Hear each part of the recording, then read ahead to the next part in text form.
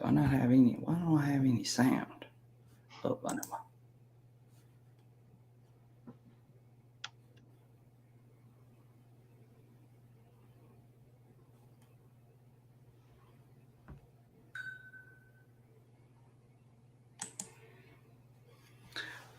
What's up, everybody? Hopefully, everybody can hear us. We are live on a Friday night. We got Mental Metal in the house. Woo! Everybody give Mental Metal the thumbs up. Glad to have him in here. And we're going to be going on some a great adventure tonight because we're going to have a lot of things we're going to be talking about. And I think a lot of you are going to really appreciate this live stream. So real quick, I want to give some shout outs to some people before we begin. We've got Detective Smile. We got Scott McClory. We got Dirt Devil Detecting. Ohio Fred Eastman. The History Digger, who will be in here shortly. We'll get him on board. Michael Coley's in the house. Joe in Memphis. Relic Jedi. Ralph Rosema. Digging Daryl Eastman. T.N. Sharpshooter, my main man. So we've got quite a few. We are loading up. We got 18 right now in here, but we will get more. I know Delco Detecting. Ricky Bennett, as always, glad to have you in here. Relic Jedi. I'm trying to get everybody. Jerry Mellinger, 5. Tony Mason. Yeah, Tony Mason, Ricky Bennett. So I think I've gotten everybody. Hopefully I do. If I didn't call your name, I will get your name during the live stream. So this is going to be a fantastic show. And I so appreciate Mental Metal, Scott, being in here tonight. And this should be really, really awesome. So we're going to start the show with, and I know most of you know him, but I'm going to let him introduce himself. Just tell us a little bit about yourself, Scott. Tell us how long you've been detecting. Tell us your YouTube channels and your social media platforms and so on, real quick. Whew. All right. Hello, my name is Scott. Well, I mean, my story is a lot of people that know me know my story, but I've been detecting probably since the early '90s, but stopped for a little while. So I had a detector when I was in the Air Force, and it was kind of a little bit of therapy for me. I was going through a rough patch. I was getting divorced and stuff, and so it was my peace, my zen. And then I went back overseas and I put it away for, oh gosh, I got married again, had some kids. Right. And I don't know, I had a White's, I think 5900 DI is what I started with. And so when, I told the story, I even told KG and Ringy down at Digstock, I told them the story that if it wasn't for them, I wouldn't have been detecting, because I was laying in bed one night and caught one of their shows, and I was so fascinated by the pinpointer they were sticking in the ground. I had no idea what that was, because back in the '90s they didn't exist. And and so I told my wife, I said, man, if I had one of those, I'd probably start detecting again. And I don't know how she did it, but she went out and found somebody. I think she went up to Gettysburg Electronics here in Maryland or Pennsylvania. Don Hinks had a store, and she talked to him, and he got one for her. And then for my birthday, that was my present. I mean, it was like a brand new day. It was like, holy moly. And I dusted off that old White's and took it out to a farm field of my buddies and found my very first large set, buttons, all the stuff I never found before. I was just baffled. And so it was on from that point on. So and that happened. Let's see, my son's 21, and he fired me up, wanted me to do a YouTube channel when he was 11. So wow, there's the time frame, right? And so right, that's really how it started. And I traded that White's in for a AT Pro and used the heck out of that machine. And then told Don I wanted to try something new, and he says, "Why don't you try one of these?" Because I was going to get an E-Track. He goes, "I think you should try this XP Deus thing." I'm like, "Why?" He goes, "Well, because nobody I know wants to use it, and I want somebody to try it out." So he goes, "I think it's a good machine. It's been around for like 10 years. I'm like, why doesn't anybody buy it?" He goes, "Well, it's made in France." So I said, "Well, it looks pretty cool, I guess." So I tried it out, and there's a funny story about that too. That machine was not right when I bought it. And I had no idea, because the transition from something like an AT Pro to a Deus, the original Deus was a mountain to climb. Right. my buddy Teddy from Ohio, he'll probably see this and give me a bunch of crap, but him and I went to an old log landing once back in Pennsylvania where they do all the old time logging. They would have landings for all the logs, and they would float them down the river beds and stuff to get them to the main streams and down, to the railroad cars, whatever. And I was at a place with him, and it was just all this iron. I mean, the AT Pro is just nothing but a grunt the whole time. I mean, you couldn't hear anything. He literally was walking behind me with the day. It's just popping out coins, V nickel, hard said, Kate. I mean, it was all over the place. I was just dumbfounded. And that's when I went back to Don and he mentioned that machine. I said, that's the one I want. So it was just crazy. So that's really how I started. The YouTube channel was really just a fluke. My son wanted me to do it. Right.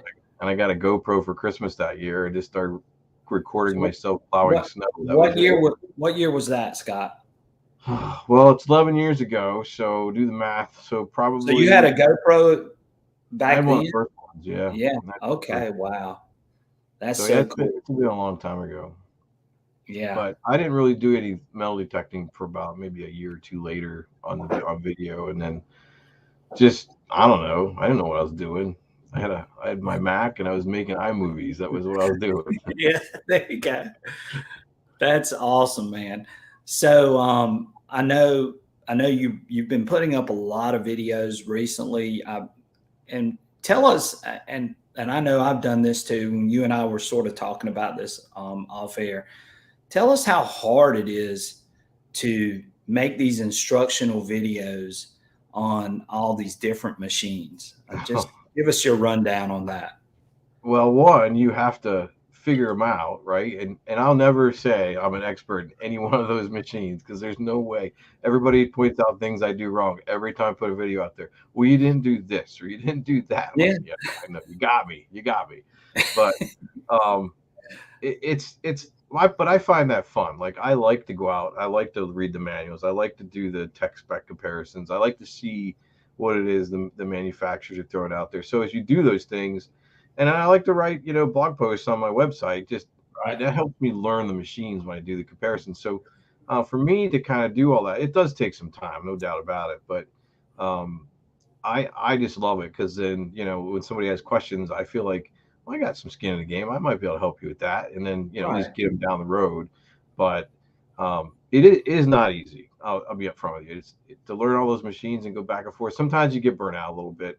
I went through that lately for a little while. I was like, whew.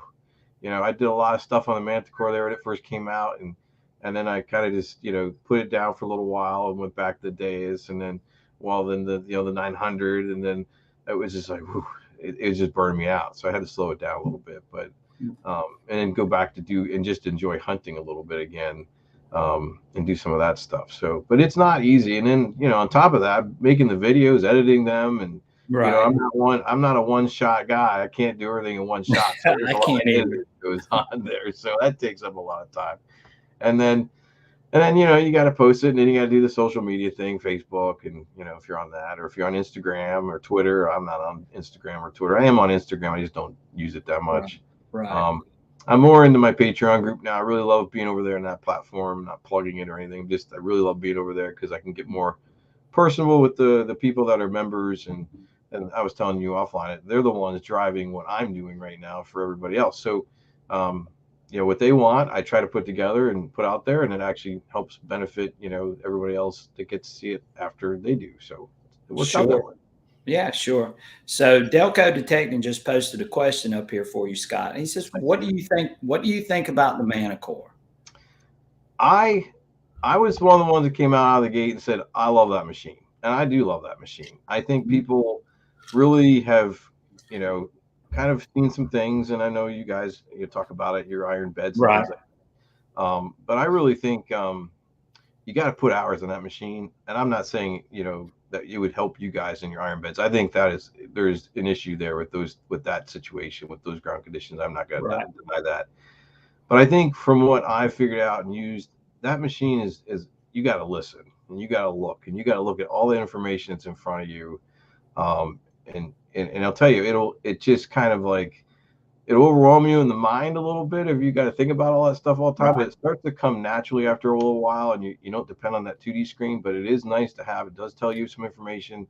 I'm hoping that the update that they're working on will make that thing a little bit easier for folks to understand and use, because I really do think it's underestimated. I think there are some really good things people can find with that. I have a friend of mine. I won't say his last name, but his name's Steve, and he bought the Manticore because of what I was doing with it, and he didn't know how to use it, and he was frustrated with it, and called me, and I walked him through how to set up a simple coin program that I put out on my YouTube channel, because he just couldn't follow it, the way I was explaining it. So I walked it through more on the phone, and man, he is crushing with that machine. He is loving it. And I'm not saying it was because of what I did for him, but I think it was enough that got him in the ballpark where the lights started clicking a little bit, and then now I hear that he's just crushing it with kgs, large cents, silver. I mean, he sent me a picture one day, and one site he's pulled out 47 old coins. Not, we're talking like old stuff like reals and kgs, and and compared to all his buddies, he's crushing them. So I guess he's very competitive in that sense. But I do like the machine. I haven't been using it much lately because I've been trying to get some time on some of these other ones. Sure. So where do you think the strength of that machine is? I mean, I know we've said it's got its issues in iron, but where do you think its strength is right now as it is? What do you think? I mean, I know what I've put out, but I mean, it definitely has some advantage over depth, and it's super sensitive. Holy moly. There's no way you can run that machine as high as you can, or high as it wants to go as far as sensitivity goes. I think the power of that thing is when you start getting into the customization features, the notching out, or the Ferris limits and things like that, where you can start adjusting. You can really fine tune that machine down to what you really want to look for, but it just takes a little bit of practice and useful, time on the machine to get to that point. But I'm telling you, it's a killer coin machine if you set it up right. And I think it's going to crush on the beach. I haven't had a chance to use it on the beach, but I'm really excited about this year. But I do think as a coin machine, and I haven't hunted too much with relics with it yet, but I'm telling you, I love the way it picks up the coins. And I think a lot of people that are using it are figuring that out as well. Right, definitely. So we're hoping that this update, if they do come out with this update, that we're actually going to see an improvement in the iron. I found it to be very deep too, as well, especially out on the beach.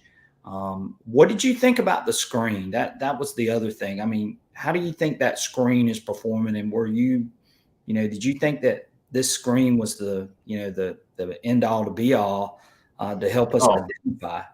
I thought the screen they did was genius. I thought it was very simple, simplistic, but yet very, very easy to read, very clear. I mean, you can't deny it. It's a beautiful looking screen. But the way they configured the menus and stuff in it, it's almost like it takes you from step 1 to step 10, whatever you need to do. It just kind of falls in line, like, this is, you guys pick your search program, and then you want to noise cancel. Then it takes you just through seamlessly. I think that's the smart thing about it, because I mean, let's be honest. I mean, you get a machine like the Deus, the original Deus 2. If you don't know how to navigate through those menus, it's tough for people. But the Manticore, to me, seemed like it was straightforward. The those hotkeys, or whatever they call them, the ones that you can configure and make what you want. I think that's a fabulous feature. They did that on the CTX too, but they've included that here in the Manticore. And I think that was a smart thing to do, because then you can really configure what you want to do with the short keys. And I love the user interface on the Manticore. And I've only used it a few times, but I was able to pick right up on a navigation on that menu, which I thought was just unbelievable. And of course, I love the tones, and I'm sure you probably agree. There's nothing like that MindLab sound over a silver coin. Oh, I know. You can't miss them. I mean, you know what it is when you hear it. Oh yeah, I mean, you know it when you get over it, and I really like that. And I think hopefully they get whatever issue that they have with the iron falsing. I hope they get that sort of figured out, and I think this machine is going to be a very, very good machine. And I Of think course, all the people that are selling it or getting rid of it, I think they're going to regret it. I think they need to. They're going to regret it in the end. I hope they didn't. I hope a lot of people didn't get rid of them. I know there's a couple of people in my Patreon group who are ready to pull the trigger. I'm like, hold on, just hang on a couple more weeks. Hopefully, it'll come out. right, right, yeah. And like I said, I've used the machine and I enjoyed swinging it. I enjoyed the user interface on it. I thought the depth of it, unbelievable. I did a test out on the beach with it, and it, and I did it sort of against the XP Deus too. But I thought that, just the clarity of the sound and the tones, all of that stuff was just. And I also found it's very well balanced and easy to swing. I had no issue swinging that for the long hunts that I've had on it. But the only thing I can tell you, since we're on the topic of the Manticore, what I don't like about it, and a lot of people don't like it either, is the fact that when you customize a program, you lose that default program, right? So in the days you can make a customized program, and you still have the stock, right? But you don't have that with the Manticore, and I think people really get frustrated about that stuff. Yeah, I love make a copy of it, and just edit the one you want and have the default to compare it to. I love being able to switch back and forth between the programs, because one thing that, and sharpshooters on here too, but one thing that I love to do is being able to check targets against other programs, because that program might help me identify that that exactly. target. Yep. And that's one of the things that I brought out. And so maybe mine lab will fix that too. So I mean, even in the WS6 Master, you can make a copy. I mean, it puts that program right next to the stock, and right. It's so sweet. I love that setup. Exactly. And thank you, Metal Detect in Northwestern Wisconsin. Thank you. I appreciate it too. Yes. Yeah, we're going to get them in here too. We've got some knowledgeable people in here tonight. And thank you to my buddy, and I hate to say his name, but it's Cat. I love this guy. I love that name. Thank you so much for the donation. Again, everything that is donated tonight does go back to the channel. Goes back to, getting new cameras, getting new equipment, purchasing. That's one thing I am after right now, is a new camera.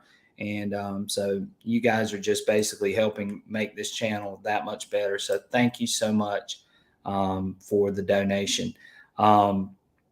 Somebody said, the Tech Dig Smile said the White's V3i you could make a copy, sort of like with the WS6, which I think is very good.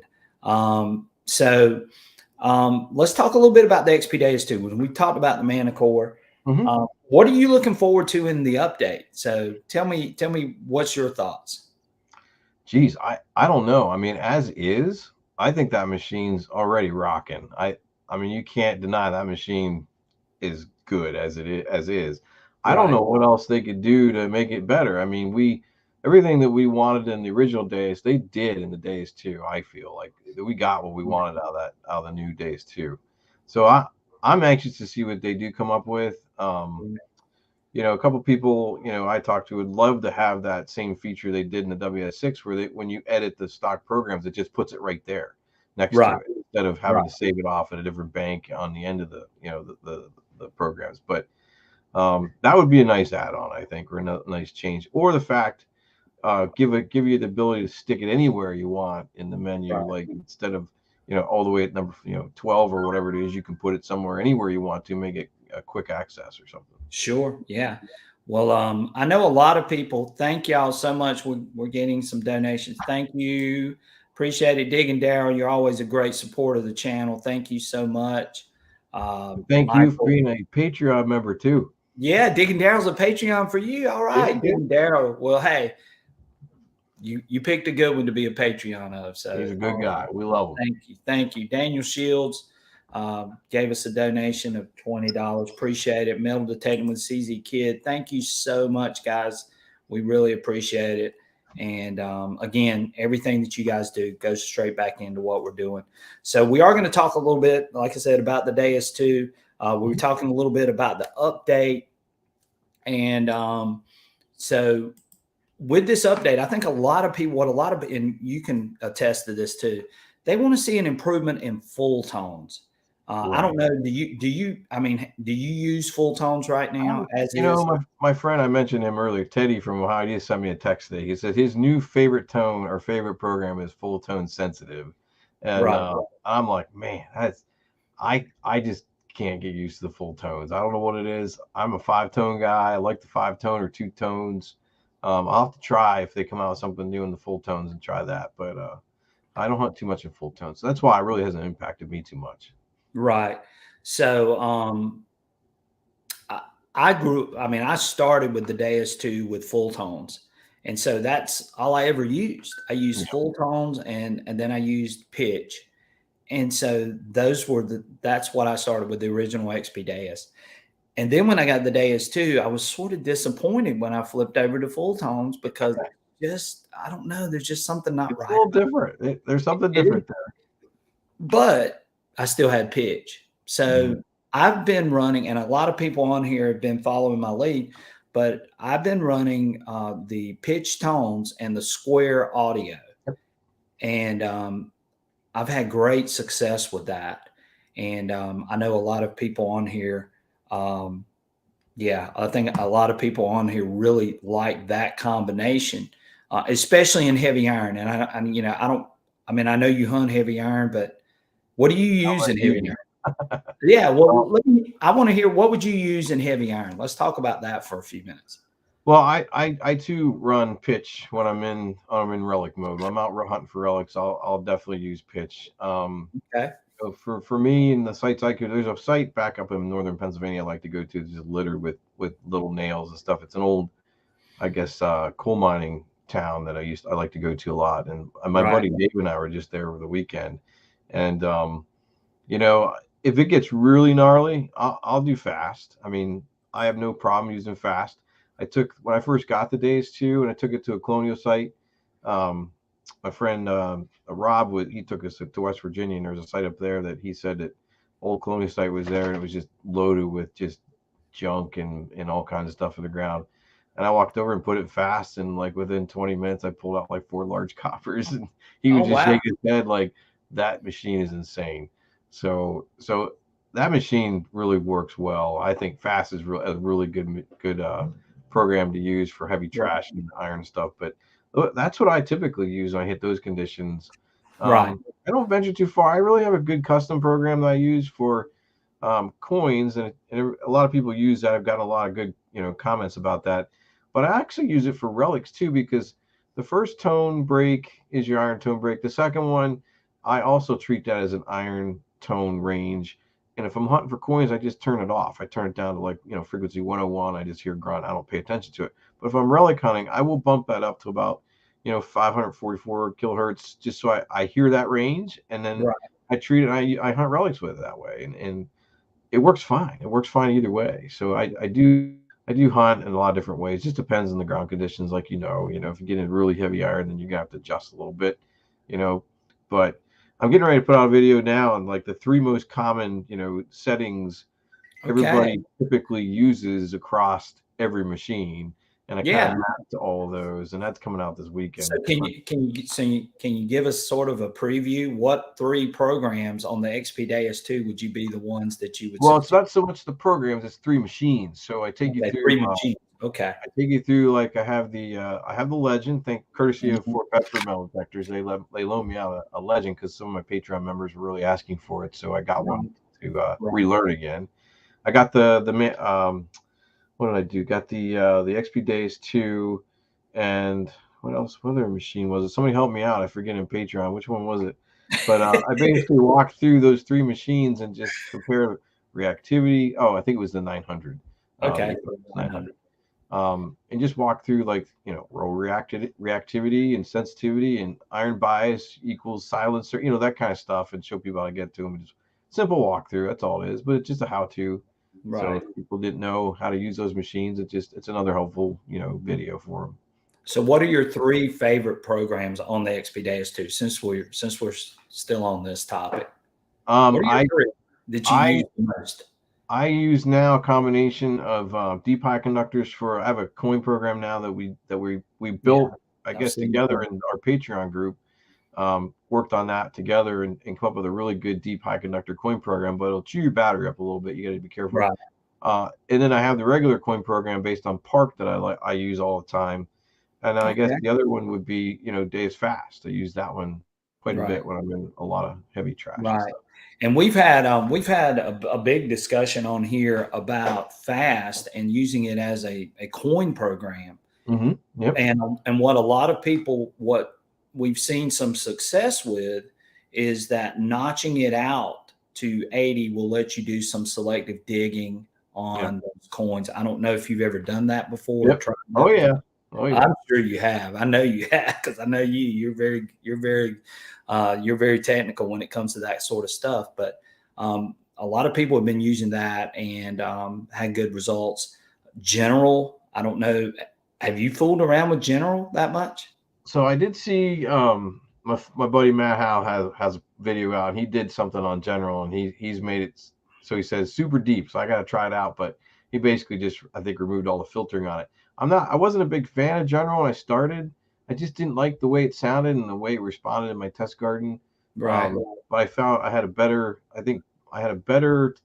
response from Park, and I just started basing things on Park and going from there. But I don't use General too much, but I am going to try Matt's little secret, that he came out with and figure out how to make it deep. So. There's a good friend of mine that's on here right now, and he's sort of leaning that General might be a very good program in the near future. So you might want to get familiar with General. Okay. Good to know. Give you a heads up. But anyway, so History Digger has a great question up here. He says he would like to see an option. He's coming on after you, by the way. He would like to see an option where the display rotates back and forth between big numbers and the XY screen. That's a really good suggestion. Do you use the XY screen? I used to use it a lot in the original Deus, and then I don't know. I haven't really needed to. I like the big number display. I think is helping me a lot more this time around. But with the the iron, the ferrous non-ferrous bars on the sides has really helped me a lot. But no, I haven't really. I mean, I've done some videos on it, but I think it's not exactly right. You know what I mean? I think they got it a little bit. It's a little bit off for some reason to me. Like the original one, I felt like it was a little bit more accurate than the Deus II version. I don't have anything to really pinpoint on that, but that's just my own personal thoughts on it. But I don't use it too much anymore. And like I know a couple of my buddies like to run the same program back to back, and one they'll have the big number display, and then the next one they'll have the X and Y screen. Or XY screen. I get crap on when I say it's the X and Y screen. People don't like that, so you got to say XY screen. Right. That's it.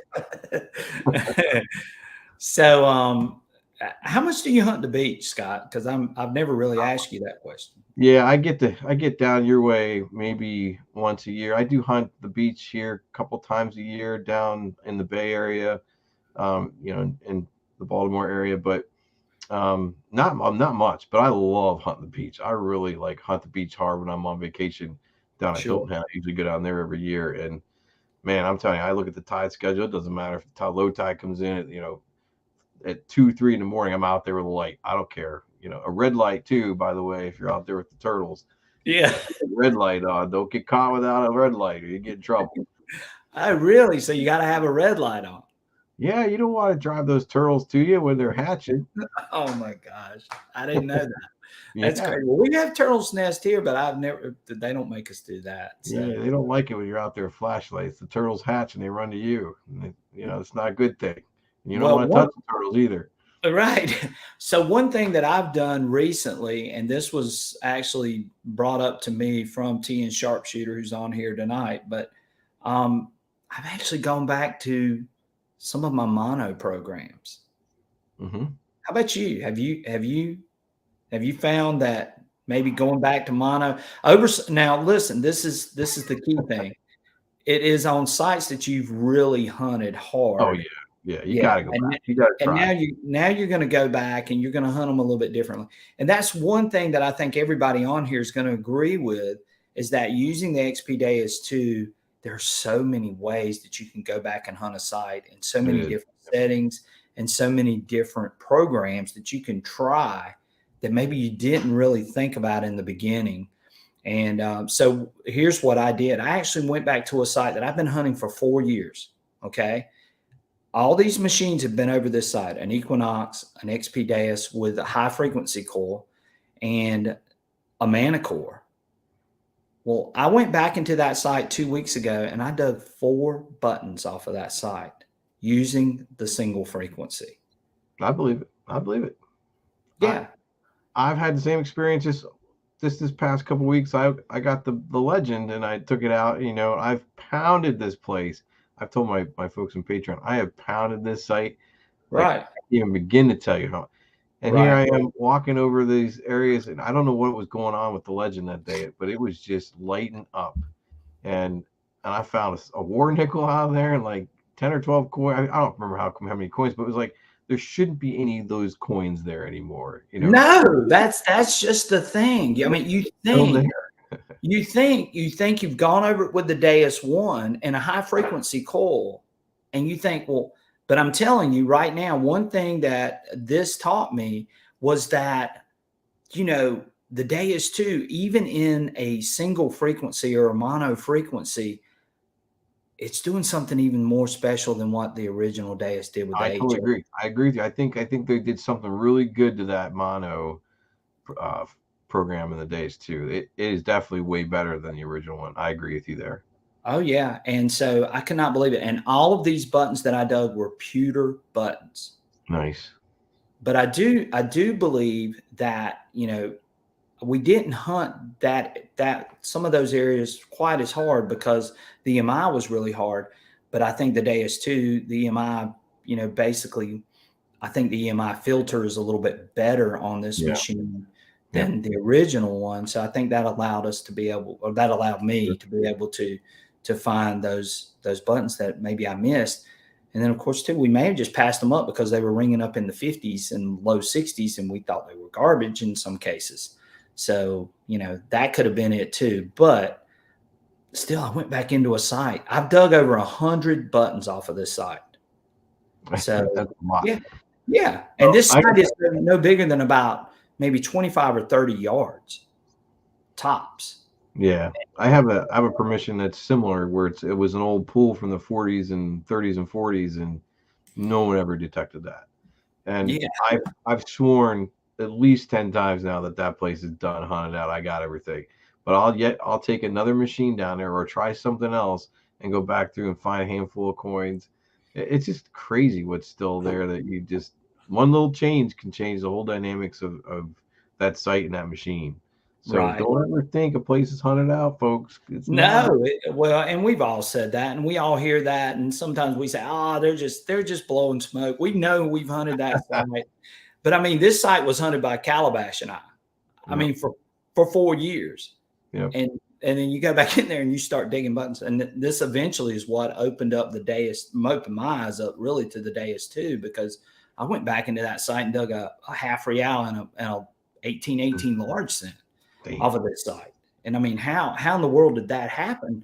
How did I miss that with the original XP Deus? How did I miss it with the Equinox? Well, I know. You know, it's just the unmasking capabilities of the XP Deus II is just, to me, it's just crazy. No, I agree. I think it's on top compared to anything that's out there, no doubt. Right. And so we've let's see what Sharpshooter says. CZ Kid, Sharpshooter said that Beach Sensitive is not the right program for saltwater. Try the Beach program. Beach program is deep. And again, I don't know how much you've hunted with the Deus II on the beach, but I like them all. I like dive. I think, and one thing that I noticed the other day when I was testing, doing some tests out on the beach, was using dive and then, you know, cross-checking. Well, I was actually using Beach Sensitive and then cross-checking it with dive. And what you would find out is that you could really tell if that target was actually going to be gold. Oh, wow. I don't know if you've seen that video, but you can check it out. I need to find that one because, I don't remember what I think Beach P was what I was using last year for most of my time on the beach. Right. And I had no issue with that. As a matter of fact, I took 3 machines and ended up using that one the most. And I had the CTX. I always find rings with the CTX. It's a ring, magnet. Yeah. I couldn't put down that Deus II. I mean, I found out of the, I think 7 rings or 8 rings I found I think 6 with the Deus II. So, right. Rocky's back here. Yeah. Dig 5050 says he's glad to see Rocky is attending. He looks rather bored though. We're happy he's bored. Trust me, we are happy. Well, he'll start barking in a few minutes, and we all love seeing Rocky in your videos, by the way, too. Well, for everybody out there doesn't know, he's got his own YouTube channel now. So yeah, we were talking about that earlier. That's really cool. He's actually getting more views than my videos. So. Right. So Jerry Mellinger says he's going to have to send a shout out to Rocky. So Carson Chris says, do the beach programs automatically reject black sand? I can't answer that one. I don't have black. You can put it on, of course, tracking, and it will try to get rid of some of it. I don't have a lot of black sand, so I don't deal with that much. Right. Me neither. Yeah, I mean, I know you and I are on these East Coast beaches. I don't think we see it quite as. I mean, we see it some, but not as much. Probably, maybe like in the West Coast or maybe even on the Gulf Coast. I don't know because I've never hunted on the Gulf Coast on the beach. So that might be that's a good question though. But yeah, maybe Sharpshooter can answer that. He's on here. Maybe he knows. Detect Big Smile says, I love my Deus II. Was so glad I got it. And I think most people in here are Deus II fans. We love the Deus II. But there are some other really, really good machines out there. And I know I've said this 100 times, and I know Scott's probably going to agree with me. We're living in such a great time. Oh, we are. Yeah. I mean, think about it for just a minute. We got a $269 metal detector that we can use out on the beach. Mm-hmm. So all you beach hunters, you're in for a shock this year because there's going to be a lot more competition out on that beach now that the X-Terra Pro's in town. Shame on Mind Lab. They should have never done that. Shame on them. Yeah, they're gonna give us a lot more competition with the XP Deus II. So, Scott, I got a real interesting question. I want to ask you, what are some of the channels that you like to watch? You don't have to necessarily say me, but I mean, well, I will throw you in there. How's that? Yeah. Okay. Good. Yes. I do like the Lawrence channel, the one Gordon Lemecki. I do like some of his content. Okay. He did a really great video the other day on the man. I shared it in my Patreon group, and he does some interesting stuff. Yeah, I don't normally think about. And I don't, I share it with my Patreon group, but I mean, he walks through stuff. He's a very technical guy into physics, things like that. So he does a lot of stuff and explains things differently than a lot of us know what that means. But sometimes it makes a lot of sense, and I just appreciate some of that stuff. And the Manticore video he did was excellent. If you haven't seen that, I recommend actually watching that because he really does make you think about how to use that machine, and it's going to take you a little bit more time to understand it, and there's good reasons why. So, of course, I watch Calabash. I watch his videos. I've learned a lot from him. Right. I watch Gigmaster. I watch Gone Diggin', Aqua Chigger. I catch him once in a while. Geez, I don't know. I mean, it just whatever pops up in my feed, when you're driving to work. I don't watch videos driving to work, but I listen to a lot of videos. Yeah, that's the way I am. I mean, it's basically what pops up in my feed sometimes. I will, that if I see something, especially, and again, we all know this, the title is what really sort of clues us in a lot of cases. Yeah. And we'll click on that title because it's something that we're interested in and so on. So I really, I key in on that, and that's where I go with that. Yeah, most of the channels I watch now are mostly the ones that are giving you some sort of instructional or some sort of information, how to kind of things. Like your channel, you walk through a lot of stuff too, and Calabash obviously is the master at that. But and even Iffy, I watch Iffy a lot too. I get a lot from Iffy. Iffy has a great channel, so I wanted. And Iffy is a good friend of mine. So yeah, he's awesome. And we've got, like I said, there's so many people in this group that are so knowledgeable, Yeah. and there are some people in here that have unbelievable channels too. So we're glad to have them on And, board. and even Gary Blackwell's channel, Oh yeah. the XP School, is amazing too. I Mhm. love the stuff he puts out there. So, shout out to him as well for what they do. So we've talked about the Manticore, we talked about the Deus II, and I know you and I could probably go on all day about any of those machines because we think those machines are awesome. Tell us a little bit about the Legend. What's your feelings on the Legend, and what have you seen using the Legend?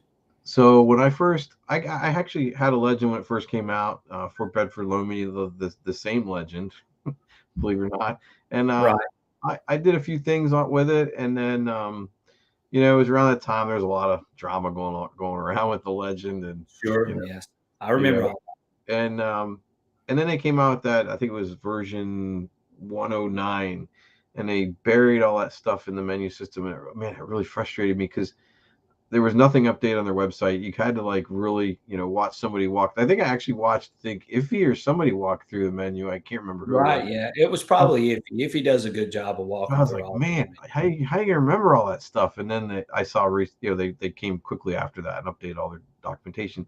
And then I gave the machine back because I just had to give it back. But um, when I had my Patreon group and got a bunch of guys in there have one of those, and they wanted me to do some stuff, so I did get them. I actually got the same machine back. Didn't even realize it until I was looking through the menus and learning it all over again, and plugging in my coin program that I made originally for that, just to see if version 1.1, the new update that they came out with, was still going to work.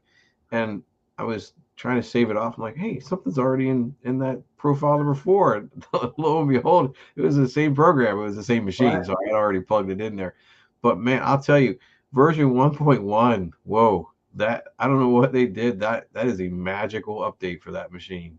Oh yeah. Magical. I Well, don't know and what it is. It's crazy. I actually have the new version, and I've got the new shaft and everything, and I showed that to everyone, and it's back there behind me, but I'm not going to drag it out. But um, what I saw was I did notice a vast improvement with the weight of the machine, and that was one of my main issues. And I know you and I talked a little bit off camera about how heavy it felt. Yeah. But I can definitely tell you they definitely made a big improvement on that. I actually have used it out on the beach, and I have made a video. I just haven't had the chance to get it up, but it performed really well out on the beach. I was impressed with it. Yeah, and Um, I had it on the beach too with version 109, and I thought it worked fine. I found a ring with it. It just seemed a little chattier than I wanted it to be, but I put that to myself as inexperience, right? I had no idea how to keep that machine quiet. I did not do the study up on it I should have for the beach, but I got it quiet enough, but version 1.1, man, I don't know, 1.1 I should say. yeah, That's when I took it back over to my one permission, and that's when I found these coins. I was just dumbfounded. I was like, why and how did I not hear these? Because these were clearly high tone coin signals. Most sure. of them I was hearing, and I don't know what they did, but that update is amazing. Good for them. Yeah, Kudos to Nokta for that. I think they've addressed a lot of the issues that some people thought were problems, and Sharpshooter was one that was on here too, that he actually sort of showed some of those issues. But I think they've addressed a lot of those things that they were seeing. And I think the 1.11 version has definitely made this machine a lot better. But it's honestly the way the machine probably should have been released, in my Yeah, opinion. yeah. I mean, The kudos carbon. kudos to Nokta. I mean, they listened, right? I mean, they did the Yeah, update. They listen to they people. I mean, that's something that you don't really see that often, right? Right.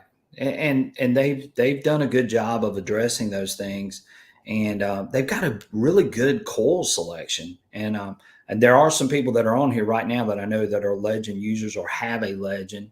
So I think the coil selection. I mean, you've got the LG35, you got the LG28, you got the LG24, you've got the 6-inch coil, you've got the new LG30.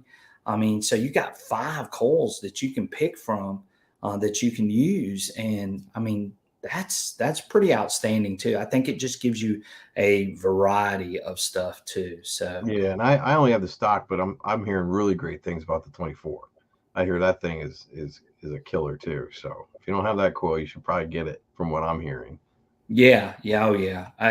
And I've got the LG 24, and I had a hard time getting the LG 24. I Yeah, used well, I know Fort Bedford has a hard time keeping them in stock. Right. Yeah. And so, anyway, a friend of mine did have one in, and I was able to get it and so on. So, yeah, the LG 24, I haven't really had a chance to use it. I'd like to use it in a couple of my relic spots just to see, how it performs, but really looking forward to using that LG 24 coil. And of course, the LG 30, it's lighter as Okay. far as the coil goes, and of course it's not quite as big. Of course, it's a 9 by 12, I believe. So it's going to give you a little more separation, hopefully, with the Right. way they've got it designed. So, but anyway, and I think the Legend, for what it is at $599. Oh, you can't beat it.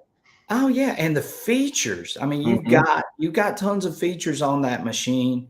So, it's to me, it's a good machine, especially at that price point and with everything that you're getting. I think it's going to be, it's going to continue to go. But Yeah. I wish that they would have done these things a lot sooner. That's my only thing with them. But Yep. I like what I'm seeing right now from that machine. And of Yep. course, I know you've used the X-Terra Pro. What do you think about the Xterra Pro? Man, Give us your what a rundown. package. What a Oh yeah. package you get with Okay. that machine. When I first, and I told John from Fort Bedford this one day that I said, I don't understand why they picked the color they picked. I hate the color. I hate it. But I mean, now that I've used it, have it in my possession, it's like, okay, I get it. But if they just would have put camouflage on it or something, that thing would be like going off the rails for people wanting to buy them. But I hear they're hard to keep in stock because people are buying them because there's a lot packed in them. I Oh mean, yeah. my first look at those was at Dig Stock, and I was like, I thought it was going to be just like a toy. But man, when you picked it up, you're like, wow, this is legit. This is no joke. This is a real metal detector, a good one too. And then when Right. you turn it on and go through the settings and stuff, you're like, damn, they Yeah, really there's put a a lot of lot stuff in in. there. Yeah, and I tested it in my test garden, and I have a video on that, and it hit everything in there. I think except the iron. I think I had some nails and a Merc diamond. It wouldn't hit that, but I'm not done trying. I'm going to go out there and mess with it some more. But you can't beat it for the price. No, My God. no, you can't beat that. I mean, think of it like this, Scott, and we've talked about this. A friend of mine on here, Michael Coley, he and I have talked about this extensively. But think about it. You got a machine with a 3-year warranty. You got one that you can take out in the water for $269. A And waterproof metal detector. you can use all the coils for the Equinox, Right. Coil Tech. You can use the ML85 headphones, the wireless ones will sync Right. up to it. I tried that. They work fine. I mean, there's just so many options you have now. But yeah, it's crazy how much Right. that machine costs and what you get for it.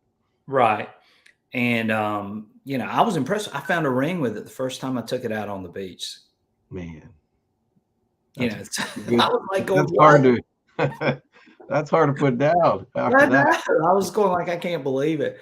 So, and I know I said this earlier, but the beach detectors, they're in for a lot of competition this summer, especially with that machine being out there. You got the Legend out there, you got the XP Deus 2, you got the Manticore, you got the Equinox machines. It's going to be it's going to be a battle royale out on that beach Yeah, with there all you those machines. And you got the Vanquish. I mean, we didn't even talk about that, but you got the Vanquish.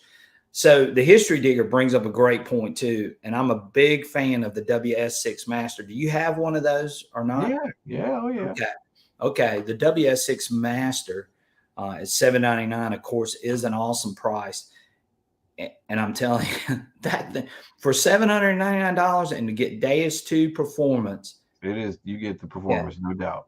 right. And and of course you can't dunk it in the water, but you could get the waterproof pouch and you could take it out in the water and you could swing it. I love that WS6 with the 13-inch coil or the 11-inch coil, you know, taking that out on the beach and using that. And it just, I mean, it's such a pleasure to swing. I actually like the shaft for it too, over the original. Oh yeah, so you like that? It's plastic, but it's all molded in one piece. But I mean, yeah, I don't know. It's lighter. It's a little bit lighter, but it swings just as fine, just as good. I like it. Right. Yeah, and you know, to get Deus 6 performance, and of course it's $799 is the retail price. You may be able to get it a little bit cheaper if you shop around. Of course, you know that. Maybe your buddies at Fort Bedford Metal Detectors. Bam, right there they are. There you go. So, but anyway, yeah. So the WS6 Master is a great choice. You know, if you want a lightweight detector and you want Deus II performance and you want that, you're looking in that price range, why not consider the WS6? Yeah. That's I know when I first tried that machine, when I tried that combination, I was like, there's no way this thing's going to work as good as the remote does. And I was just blown out of my mind. I could not believe how well that thing worked. And once you figured out how to navigate through the puck to get to all the program or all the settings, then it was like, man, this is cool. I mean, it's really cool to take that thing out. I mean, it's so compact now that you can pretty much put in anything.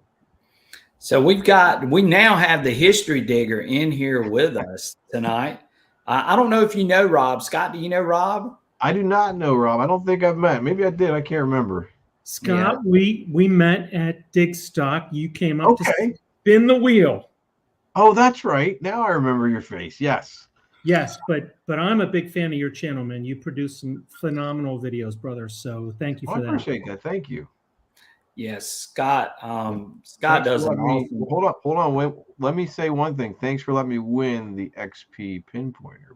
Oh, I was the one that got you the XP. That's an awesome pinpointer. Congrats, man.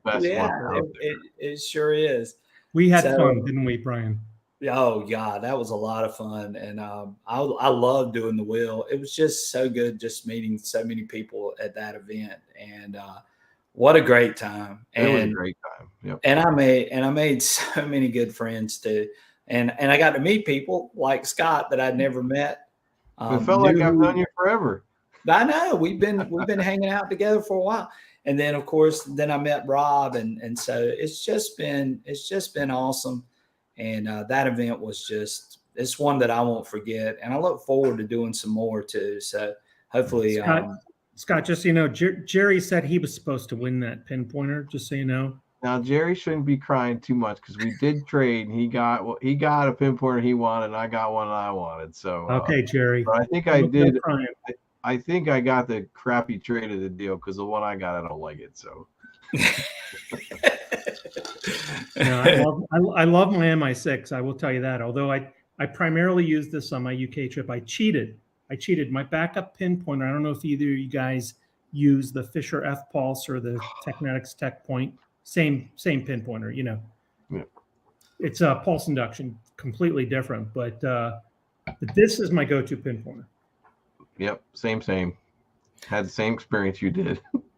So Carson Chris just asked a good question. Can the WS6 pair with the WS6? Have any of y'all tried that? I don't think I understand the question. So he's got a puck on the I'm assuming he's got a puck on the shaft, but he's also got a pair of WS6 headphones. Oh, I see. So he wants to use his WS6 headphones. Right. And have the WS6 Master. I believe they can. Right. Yeah, the one challenging thing, I mean, the WS6 Master is an awesome buy for $799. You get it's hard to believe, you get pretty much the same performance as the Deus II control unit. There are a few minor things like the charge time, the run time, the battery time doesn't last as long. It's just literally a smaller battery in the WS6. Right. Yeah, exactly. Okay. I think there's some differences in the notch. You do not get the XY screen. Okay. and it's not submersible. But otherwise, you get the same performance. However, as it ships $799 or whatever deal you can get, it does not include a speaker on the back. So you have to have a separate headphone solution, and you can use another WS6, or you can purchase like the WS2 XL headphones or something else. But just know that you do need to have another separate headphone solution for this. But it's a great deal. Yeah, I agree. Yeah, great setup. So I'm trying to go through the comments right now. Jim Active says it's all about the human interface with all these machines. There is no substitute for spending time with a machine or a brand, and I totally agree. What do you guys think? 100%. Yeah. Yeah, the interface is a tough one for me because I came up from I came to the Deus II from a Deus 1, and then I came from a Nox. And the user interface, the menu screen and everything on the Nox, hands down, I believe is superior. And they even upped the game in terms of the Manticore, the 900, and so forth. However, the Deus II, arguably, what it helped me do was rely more on tones. I'm listening to more tones than I am screen. The screen's a backup for me. But that said, this is 2 inches by 1.5 inches. Right. And you're an old guy like me. Right. You're not old. You're not right, old. Scott. I'm with you, man. I'm with you.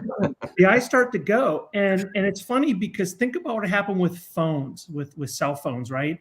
They were massive, and they got and they got smaller and smaller. And then today's phones, what are they doing? They're getting bigger and bigger. I actually would love to see a Deus 3 with a bigger screen. Bigger screen. And, I'd love to see them improve upon, because I do not have a Manticore. I've held one. I've tested one. I don't swing one regularly. But the target tracing versus the XY screen and stuff like that, listen, it's one other point of information. I would actually like to see XP go the other way and actually start to develop something bigger. I agree with you there. I mean, and their menu, Scott, you touched upon this, and I was chomping at the bit to comment, but that's why we brought you in. We went in and brought you in. There's some things I love about the Deus menu screen. Like you can go back and forth, you can go left and right between menus and stuff. You don't have to go all the way around the circuit. But I think the Nox, these folks are listening more closely to, the design of the screen, the customer experience and stuff. And I think Deus could kind of take a lesson a little bit from Nox in terms of their user interface. Right. Exactly. My opinion. I agree. Well, and we've got this update coming out, so it's going to be interesting to see what this update brings. Are they going to change something on the screen? Are they going to, modify tones? We talked about full tones. We've talked about some other things too. What are some things that you guys want to see with the XP Deus II? I know I've asked Scott this. So, Rob, what do you want to see with this new update? What's one of the main things you would like to see? Okay, one, I actually put a comment in on this. So, it's interesting. I just came back from a trip to Europe, and you go to the UK, and of course, there's wonderful opportunity to find old stuff. But it's also an interesting opportunity to kind of see how you compare how good of a detectorist you are versus your teammates. And I was detecting with a guy named Joe Zitelli, New Jersey Coin Hunter. If you haven't seen his Instagram page, please check it out. Okay. Joe he's a phenomenal detectorist. And you know what? We both had the same equipment. We were swinging the Deus II. I was using the 11x13 elliptical. So was he. We both kind of subscribe to the idea of we're fast. That's one of the things I love about the Deus II is it literally is a fast machine. Right. You know what I mean? But he is a big XY screen user. Right. And I have to be honest, I've kind of dismissed it. I've like Scott, I'm kind of with you. It's okay, maybe it'll help me decide what not to dig, but at any rate, Joe he out-detected me big time. He had a phenomenal week. I had some success, but it caused me to go back and look at that XY screen. So to answer your question, Brian, I actually would like, one of the reasons why I do not use the XY screen, the size of this darn screen is so small that even if I'm in big numbers mode, you know, and I'm using this as a backup, I have a hard time seeing it. But when I switch to the XY screen, the target ID becomes minuscule. Yeah. I'd love to see XP add a feature where if I'm using the XY screen, it would kind of go back and forth between big numbers, XY, big numbers, XY. Right. But I think just even zooming out even further, I'm very intrigued. I had a Manticore on order for several reasons. I decided to cancel it, but I will say the one thing I was intrigued with was the target ID tracing. Right. And I think they're doing some really cool things there. And I would love to see XP not only incorporate that, but do so in a way for old guys like me where we can see it. No, you're not old. So I'm getting a lot of comments over here, but a lot of people are saying, hey, I mainly dig on sound. And I know all three of us in here, it's always audio first. The numbers are just a secondary thing that could help us decide whether we want to dig or not dig. I mean, when we hear a high sound, what are we all going to do? Oh yeah, definitely. We're gonna stop in our tracks. You know, when we hear that pitch or that tone, that's gonna stop all of us in our tracks, and we're gonna decide whether to dig or not dig. But I am with Rob. I do think the screen could have some adjustments to it, definitely, for sure. I'm there too. Yeah, I definitely. And Carson Chris said, hey, maybe a color screen, you know, but the thing is, you know, when they start adding all that, I mean, how much is the price going to go up? You know, battery life. I'm going to say the reason. I mean, my Deus II is my go-to machine right now. Sure, yeah. And within that, and this is a preference thing, okay? It's not right or wrong. It's an opinion thing. But I prefer the PWM. I actually like the square tones. They sound more appealing. They're fluty. Right. They sound like my Knox tones. Right. But the PWM tones for me are the most informative. Right. They give you more nuances. They really do. And I generally kind of like around like 3 tones, but especially at the edge of the target. Dave DiNatale talked to me once about this thing, and I was like, when he used the phrase, I was like, what the hell is that? He called it elongation. Right. And you know, the difference between whether the tone drops straight off or it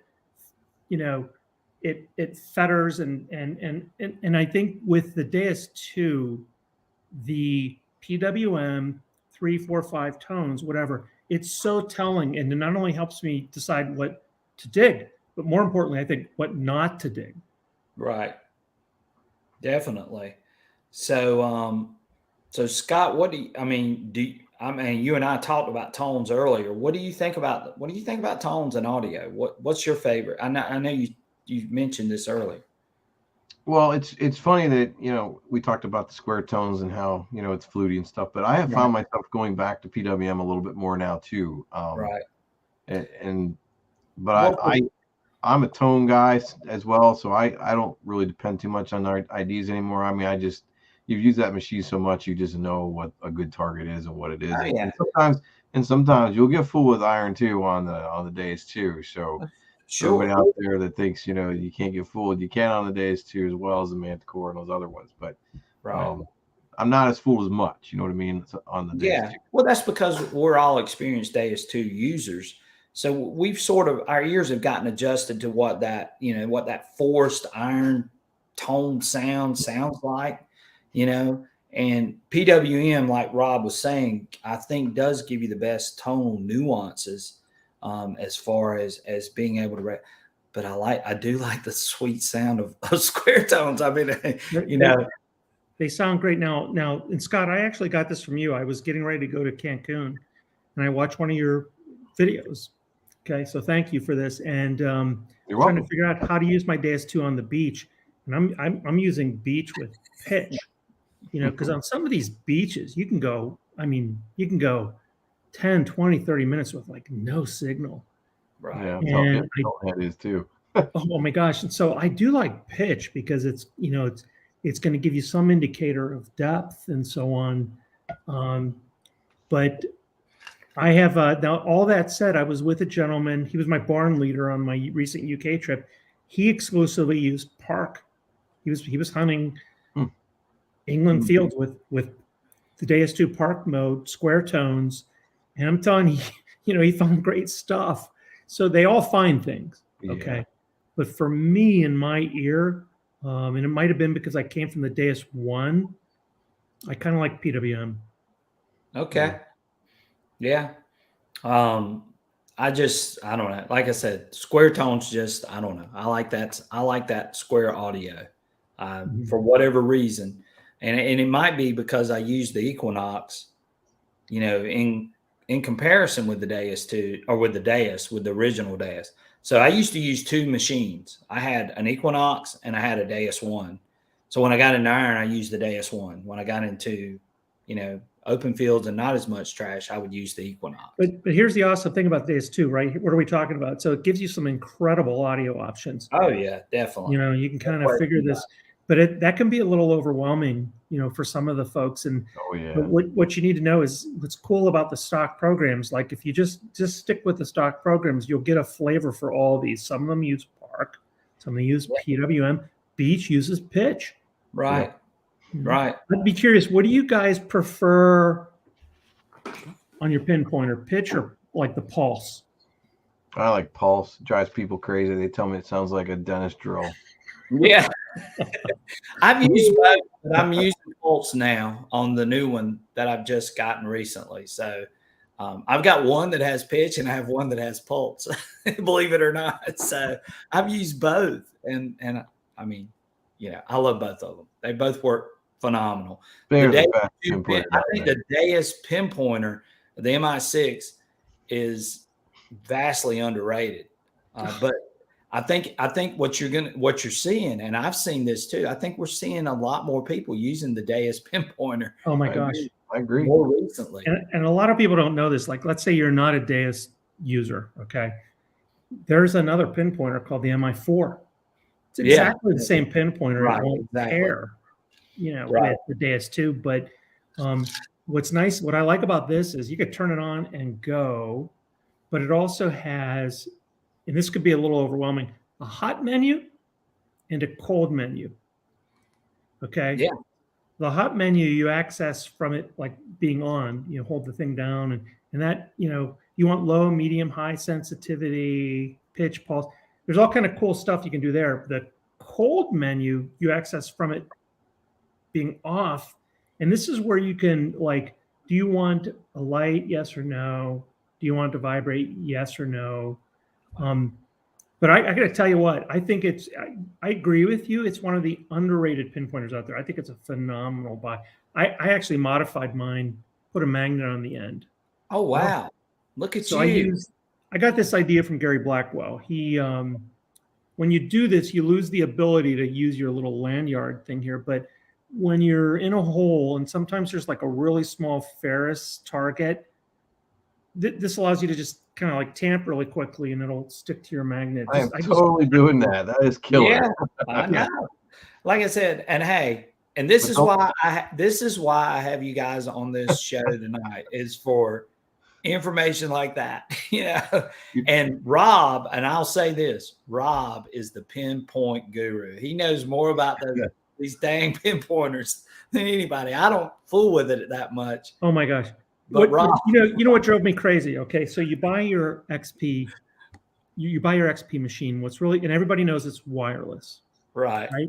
So that's cool. The downside of that is you have to charge your coil, you have to charge your control unit, you have to charge your headphones, okay, and you have to charge your pinpointer. So it comes with a dongle. It comes with this charging cord that has 3 separate charging things. Sure. But that's only 3. And what I just went through was 4 things. Control unit, coil, headphones, pinpointer. Well, the cool thing is with your pinpointer, the lithium battery life on these is phenomenal. It's unbelievable. A lot of people don't know this. I've gone like 2 months without charging my MI6 pinpointer. Well, Brian, you're smarter than me. You're a teacher. I'm a little slow. It took me a while to figure that out. I don't need to charge this as frequently as I was. So I was charging it like every other hunt. When you turn this pinpointer on, watch this. So I'm going to turn it on. Mm-hmm. That light that flashes, okay, Right. if it flashes 3 times, it's 100% charge. 2, 60%, 1, 30%. So for those of you that are using your Deus II, you're probably overcharging this thing, and you only need to charge it like, honestly, once every like 6 hunts, 7 hunts.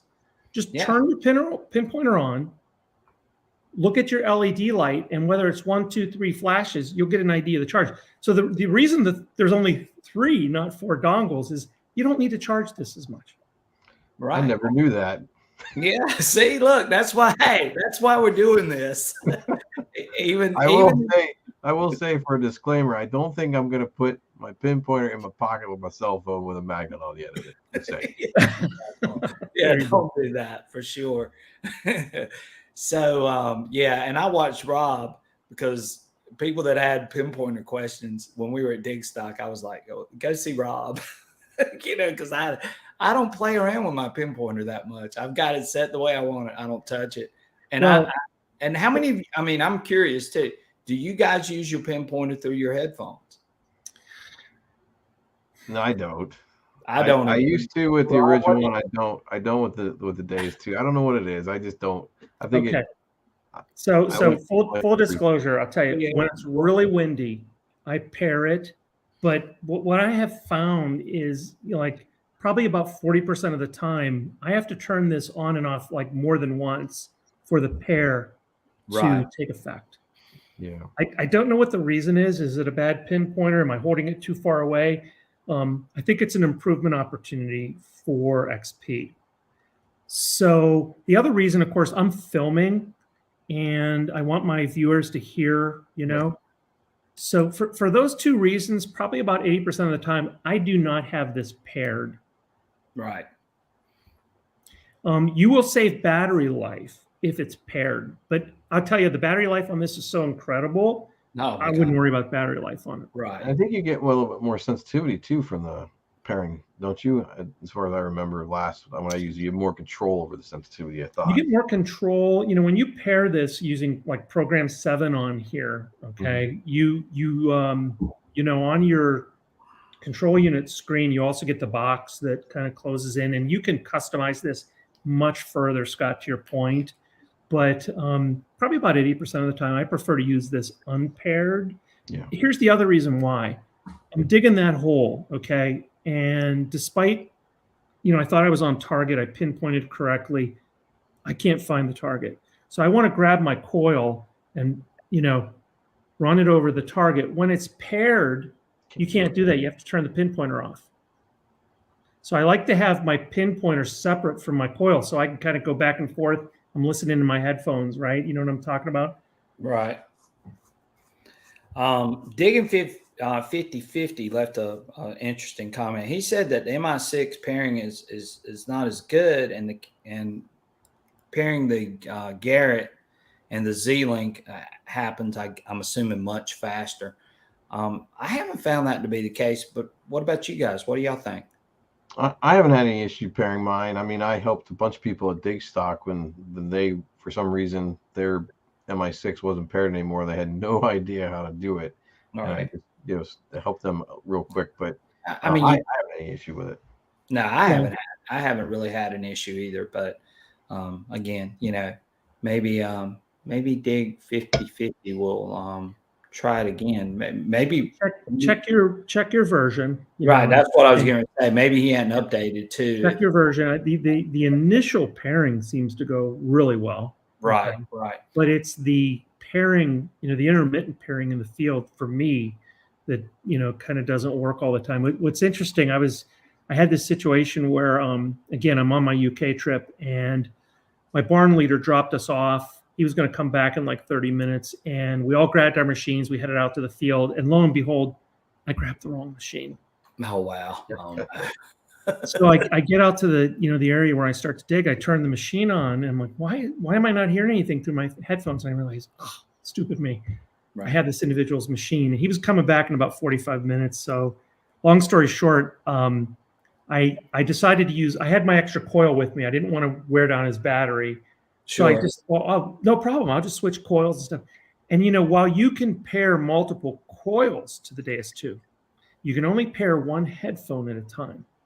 Right. And how often do we pair headphones? Like, Right. Yep. not often. No. You get the machine, you pair your headphones. And speaking of that, Rob, that's a good point, because with this update, and my buddy Sharpshooter, who's on here right now, you better make sure you have your cord for your headphones for the update, because you're going to have to update. Of course, you guys know this, but you're going to have to update those headphones as well with this new version of this software when it does come out, and hopefully it'll be soon. But I'm glad you said it's getting into kind of like minuscule land, but I would like, just like there's an option to pair multiple coils, okay? Right. I would like to pair multiple headphones. So I do have a WS6. I actually use the headphones. I took my WS6 pucks in there, but I have since also purchased a pair of the WS2 XLs. Right. But if you want to switch between those, you actually have to remove one, add the other. Right. Michael Coley brought up a good one. He says it would be great to have an option to have it paired and still give audio from the pinpointer while we're filming, which that's good. I haven't even thought about that. Great point. You can do that on your machine, right? Why not on your pinpointer? Exactly. Yeah. I mean, if you can have audio in your headphones and on the external speaker, why can't you have it on your pinpointer? So, Michael, that's a great one for sure. Cameron, who's another good friend of ours, he says, I found that erasing the MI6 and resyncing every few months helps with the connection issues. I always leave it paired to hear through my headphones, and I love it. So, again, Cameron giving you a couple of suggestions. But by the way, Brian, if any of you are intrigued in the WS6 Master, you need to check out Cameron's channel. Yeah, Cameron's got some good videos up of that. He is the WS6 Master guy. I mean, he knows that thing in and out. Very good. Sharpshooter says his MI6 works good as a turnoff. I'm just going through our comments. I use mine paired, and it does miss the pairing in the field pretty often and has to be restarted. You guys got any suggestions for that? No, I think the best option is well, hopefully it changes with the update. Yeah. Maybe it'll what get do you better. think, Rob? So no, it's a known issue. I don't think there's anything you can do. Again, it got so bad for me that I just stopped pairing it, and then I realized on windy days it's worth it. Yeah. And what I mean by that is I will have to turn it on, and I'll turn it on. It doesn't pair. To turn it off, turn it on again. It normally only takes like a second turn on, but no, I think I don't know what the issue is. Right. Okay, that's fine. Metal Detecting Wisconsin. So, Rob, this is one of your guys up in your area. Do you know Metal Detecting Wisconsin? I'm not sure if I do, but I know of the name. Go ahead. Okay. He says, if you're filming, cut your speaker on, and when you turn your MI6 on, the volume for the pinpointer will come over the control box speaker. Mm-hmm. I think that's right. I think he's talking about when it's paired. Right, when it's paired, right. Mm-hmm. Bobby Short says he's never had a pairing issue. It detunes great to zero into the target. So, it seems like that. I don't know. I'm totally oblivious to this because I don't use mine through the headphones. I mean, I'll just say this. My MI6 is old. I mean, I use this with my Deus I.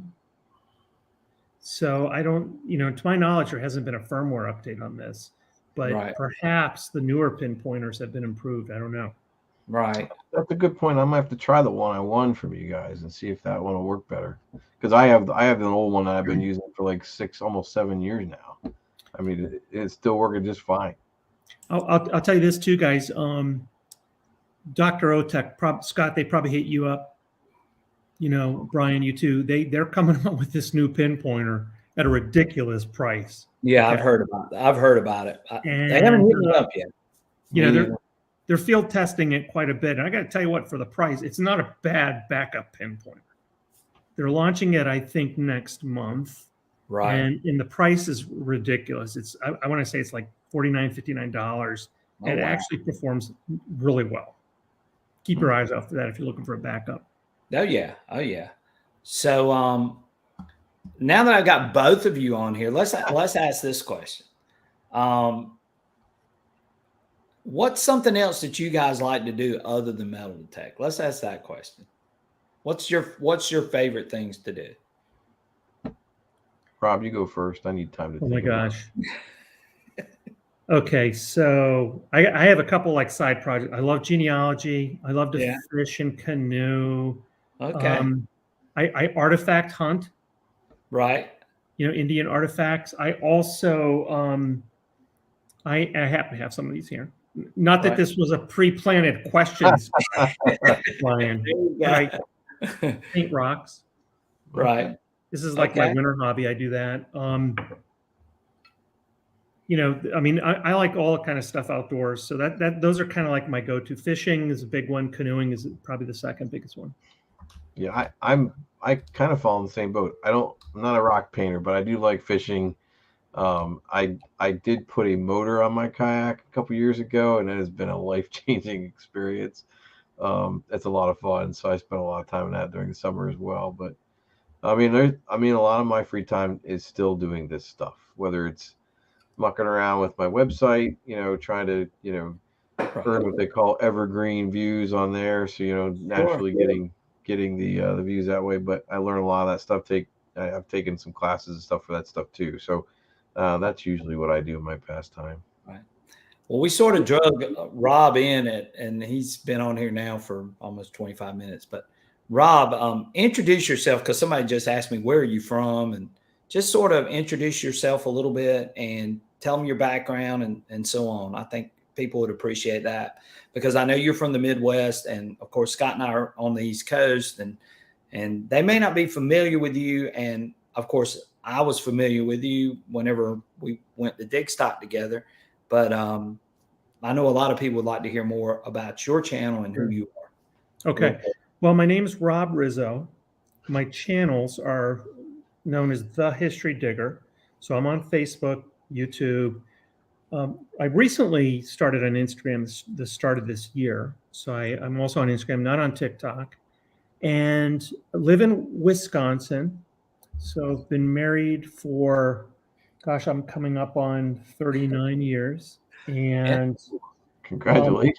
Yeah, man, that's awesome. Thank you. Thank you. I'm originally from Pennsylvania, Scott. So I'm from Pittsburgh. Okay.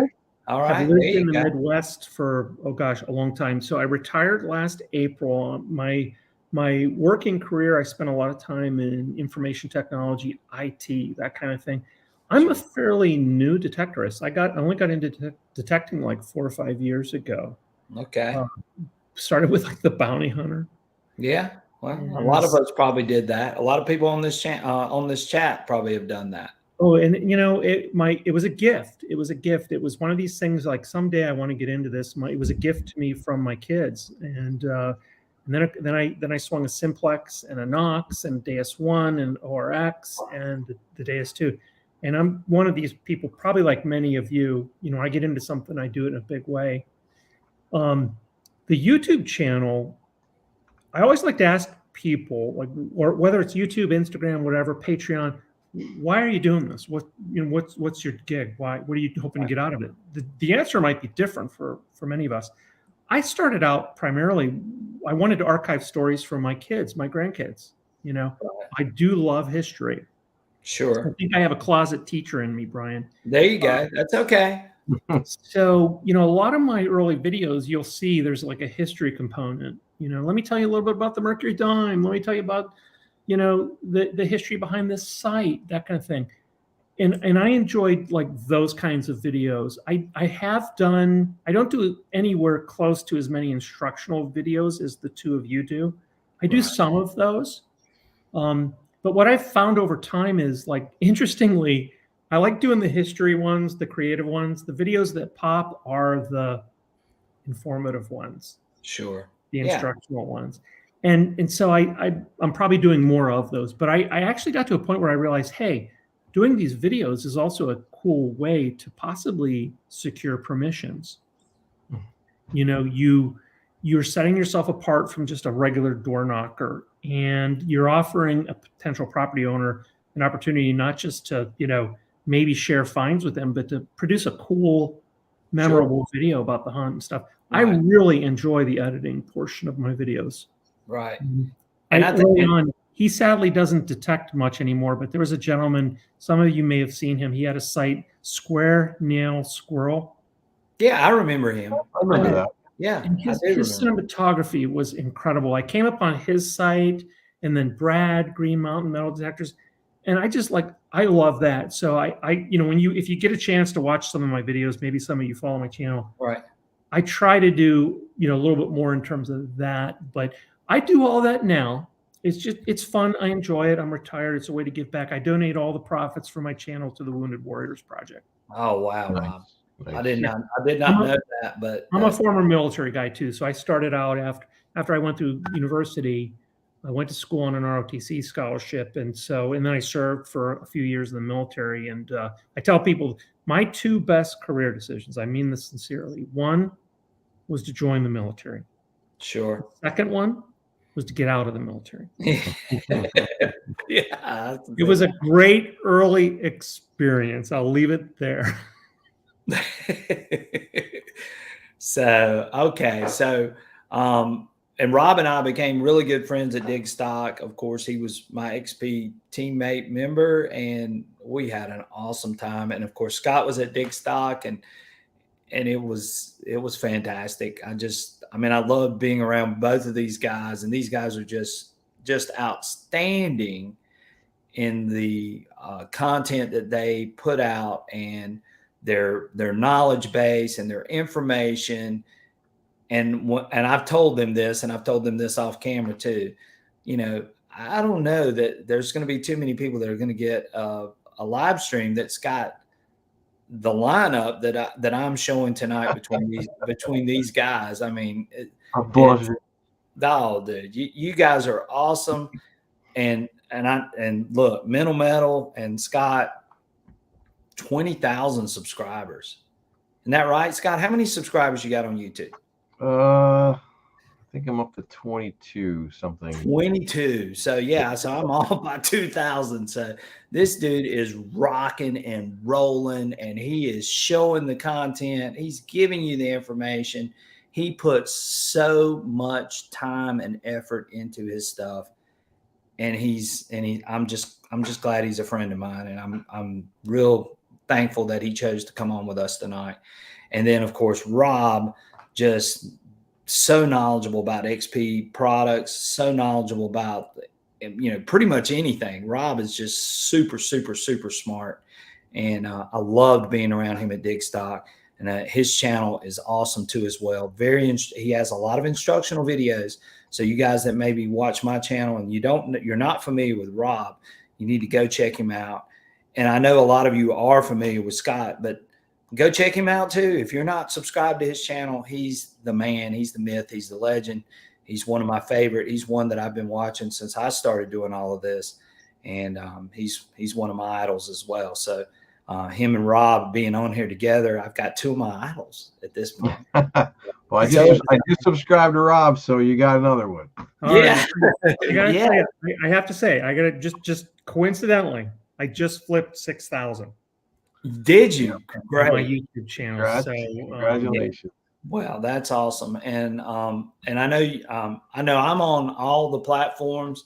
I'm on Instagram, TikTok, Facebook, YouTube, Twitter. I'm on all of them. I know Scott is on YouTube. Are you on Instagram, Scott? I know you're on Facebook. I do have an account on Instagram. I just don't do much with it. Yeah, but I know you're on Facebook. He's got a big Facebook account too.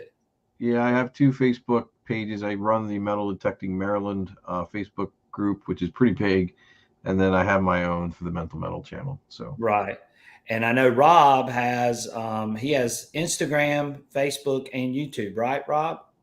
You have any more? I mean, it's fun. I was kind of like dragging my feet, Scott, on the Instagram thing. I will tell you, it's just I actually think it's a different set of users. I think Instagram It is. skews younger, Yeah. and you get 90 seconds.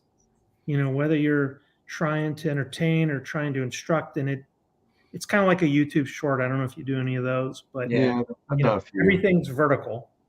Right. And so I thought, let me give it a try. One of my friends, Brian's friend as well, Nicolene Bohr, she's a big Instagram user. She's if you haven't seen her channel, check it out. It's on Instagram. And she is going to be on with us live, and she might be on here right now just watching, but she's not commenting. But she goes under dig_holes. Yeah, dig holes on Instagram. And Nicolena Bohr on Facebook. And her stuff is so artistic. She focuses a lot on history and everything. And I was talking to her. She said, "Why don't you give it a try? It's another platform." I mean, there's a lot of YouTube bashers out there that like, oh, these YouTube people, they're planting things and all this stuff. Maybe there are some doing that. I'm sure there are. But I have to tell you, I mean, the amount of time it takes for Scott to learn, how to put together these videos, and Brian to go out and do these, it's a ton of time, folks. It is. It really is. Well, and it's not to mention, I mean, and I brought this out in my last live stream, but it's not to mention, getting the permissions and going to these places and doing all these things. I don't think people understand what all we go through, and then edit and do all these, and then put up all these videos in all these different places. I don't think they understand what we actually go through in a lot of cases. And they think it just happens. They think we just go out and we just start finding stuff. And that's not the way it is. I mean, we go through a lot, and it's not just dropped into our lap or anything like that. So, I know. I learn a ton. I'm going to tell you, if you scrolled through my Deus II right now, you will find Scott's Deep HC custom coin program. It was based off of Deep HC. That was one of the first custom programs I added, Scott. Right. Yeah. Do you like it? Scott, look at you, buddy. Do you like it? Yeah. Yeah. It's listen, when you have, there are some people like dig everything, hey, I only have like 35 minutes. I'm in a park. I'm really just hoping to find coins. I don't have time to dig everything, So yes, that has helped me out tremendously. But I learn a ton off of YouTube. Right. I really do. I was listening in earlier. You asked Scott, like, who do you watch? And I was like, So who do you watch? Tell us. Well, it's funny because some of the same ones he watches. So Gary Blackwell, his skill school videos are phenomenal. And I have to say, kudos to XP, because what other detector manufacturer provides something like that? No. Right. You're right. Yeah. And we had and actually T and Sharpshooter, who's on here, he and I had that conversation the other day, and we actually went and looked. So we went and we tried to see if Nokta had somebody, and they're trying to get somebody. They got a guy on there now I can't remember his name, but he's done a couple of videos. I didn't really see one for MineLab. No, I will say MineLab should pay Lori Gagne. I don't know if you guys watch Relic Dirty Hands. Yes, I know who Laura Gagne is. She's excellent. Oh, she had, when I first got my Nox 800, she had this tutorial series of videos out there. I swear I thought it was like produced by MineLab. It was I remember that too. Yeah, you're right. I did same thing. Gosh. But they're missing the boat. So what I like about XP was, here's this gentleman and they're very informative, but I watch like a mix. I'd say probably 60%, 70% are informative. The other 30% are like Green Mountain metal detecting. Like, I really enjoy the storytelling, the cinematography. Right. And I think I know Scott agrees with this too, but that's where a lot of people gravitate to. And I try to do it in my videos. I don't think I do nearly as good a job as Brad does for Green Mountain metal detecting. But I try to tell a story. Scott does a really good job of telling a story. I know he does. You think? I don't think I do. You do. You tell us about where you're at and what's going on there. I mean, you give that information. Rob, I know you do a good job of telling that too. And, storytelling is a big part of that social media content creation type thing. It's try to immerse the viewer into it. and get them involved in what you're actually doing. And, I think both of you guys do an excellent job on that. My other big thing, like this year, I try to challenge myself every year to do something different. Last year it was, I'm going to try this Instagram thing. The year before that it was, if I get a permission, I'm going to share it. Right. But I don't know what it is, and you guys tell me if you feel this way. But I'm in several Facebook groups, Instagram chats, and the tone, the tenor of the conversations have just gotten like mean. Yeah. And I'm kind of like, come on, you have to realize you were a beginner at one time, and I'm just trying to generate this idea of let's be kinder, let's lift one another up, let's support one another. Come on, it's a fun hobby. Don't fall into the trap of like, well, that's a stupid question. Right. But I'm seeing a lot of that, and it's probably just based off the larger stuff that's going on out there. But I'd like to keep that out of the hobby. Well, and I think you and I had this conversation when we were together, just about the tension that is created between the different metal detecting manufacturers. Yeah. And I know how Scott feels too, because I can tell in the tone of his videos. But we're all in this together. I mean, my thing is, and it's just like I just mentioned a few minutes ago, my best is different from somebody else's best. What I consider to be the best detector, Scott may not consider to be the best detector. Rob may not consider to be the best detector. So what is best? Best is speculative. Yep. Yeah. I tell everybody in my my media and my channels that that I'll get screamed at in comments like this machine's horrible, whatever. But I'm like, that's great, thanks for your opinion, but I mean, it's okay to have a different opinion about a machine. If you like a machine and you're finding stuff with it, then keep it. Right. No one's trying to tell you to buy something. I'm not trying to get my users or my viewers to buy anything. I always tell them, if you love your machine, then enjoy the hobby with it. That's right. Yeah. But what is best? So let's talk about this, because I had this conversation the other night with Discovery Daisy when she was on my live stream. And if you haven't checked that out, go check it out. But we were talking about what's best to certain people. Best might be the metal detector that I can afford. Best might be the metal detector that I'm used to. Best might be the metal detector that finds me, the most coins. Everybody has a different definition of what is best. And I think sometimes in these metal detecting manufacturer wars, some of that gets lost in that whole process. And like I said earlier, you guys have got to realize competition creates better detectors for us all. Oh my God. It's a great time to be a detectorist. And, there's this thing called confirmation bias. We tend to want to confirm, oh my gosh, I just spent $1,500 on a Deus II. Right. I think it's the best, and just be mindful that we all kind of fall into that trap. And listen, whether you have, and I've detected side by side with people swinging an AT Pro, a Nox, a Deus, a Whites, there are some differences, but they're all going to find things. And don't fall into the trap of, my dad can beat your dad up. My detector's better than your. That's. Let's make this hobby not about that. Right. And sadly, to your point, the manufacturers, sadly, are kind of contributing to that right now. Of course they are, because, but again, you got to look at it from their point of view too. They're trying to sell metal detectors.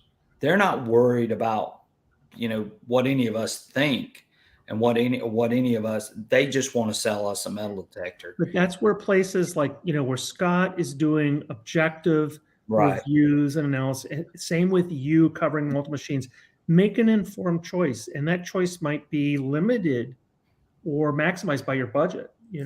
Good news is you're probably not going to make a bad one because there's so many good options. Right. Are all these machines deep? I've had this. Mm-hmm. Are all these machines deep? Scott, Rob, are all these machines deep? Yeah. Pretty much. I mean, you're not going to get much more than. I think Manticore has a little bit more depth advantage than the D2, but it's not much. Yeah, it's not much. If you're including my bounty hunter, right? Okay, I will draw the line there. Okay, but if you bought the major ones right now, let's look at the major ones. Okay, let's say Legend, Equinox, Manticore, Deus II. What's the difference in depth? Well, exactly. I see. I think for me, the reason I swing a Deus II is less about that. It's about the ergonomics. Sure. It's lighter. Right. You know, I like the fact that it's portable and it's wired. You know, there's other features beyond depth. And by the way, how does it separate when you're swinging next to a nail? I'm a little. Oh my gosh, the number of like people like us that do these tests with a coin next to a nail and they're testing iron separation. Sure. I get it. But I'm actually interested in some other things. Right. Okay. You know, so you just have to be an informed purchaser. And I like, I'm one of the first to retaliate. You know, like my metal detector is better than yours. You know, on any given day, one of these can beat another most likely. Right. Well, and it just depends on, and it's so many variables that are involved too that, you know, and we know that best again is subjective. You know, what I consider to be the best may not be considered to be the best for anybody else. I mean, that machine suits me. And of course, all three of us on here are Deus II users. We consider the Deus II to be the best machine for us. Right. And in certain conditions. In certain conditions. Okay. See, so again, we like using the Deus II, and we understand that it is one of the best metal detectors out there to us. Absolutely. But that's not to mean that a Legend is not the best metal detector to somebody else, and it suits them for whatever reasons that may be.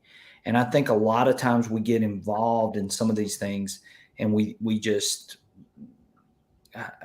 get sucked in a lot of cases. And you know, I hate that because there are so many great machines. And like Rob brought up a minute ago, you know, depth and everything. You know, well, if you're in the UK, or if you're detecting a farm field, right, where the soil is regularly rolled and tilled, honestly, depth becomes less of a factor. Sure. Because, I mean, a plow is going to go much deeper than your metal detector will. Mm-hmm. Right.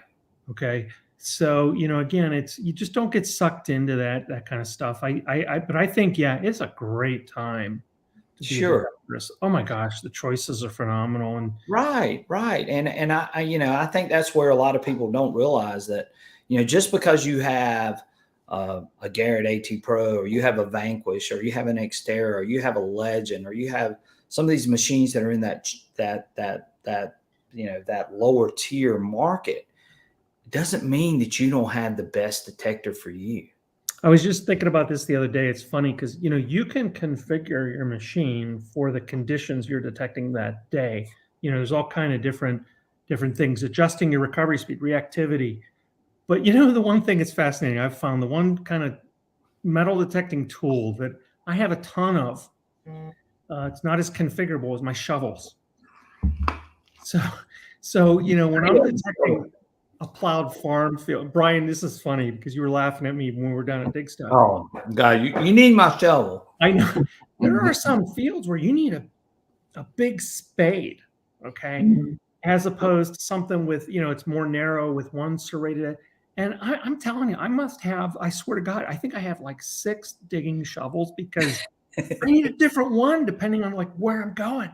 And I was like, wouldn't it be cool if they could come up with like a shovel that you could like press a button and it would like morph into this, you know what I mean? Not going to happen for any time soon. But. Right. Rob, you need my shovel.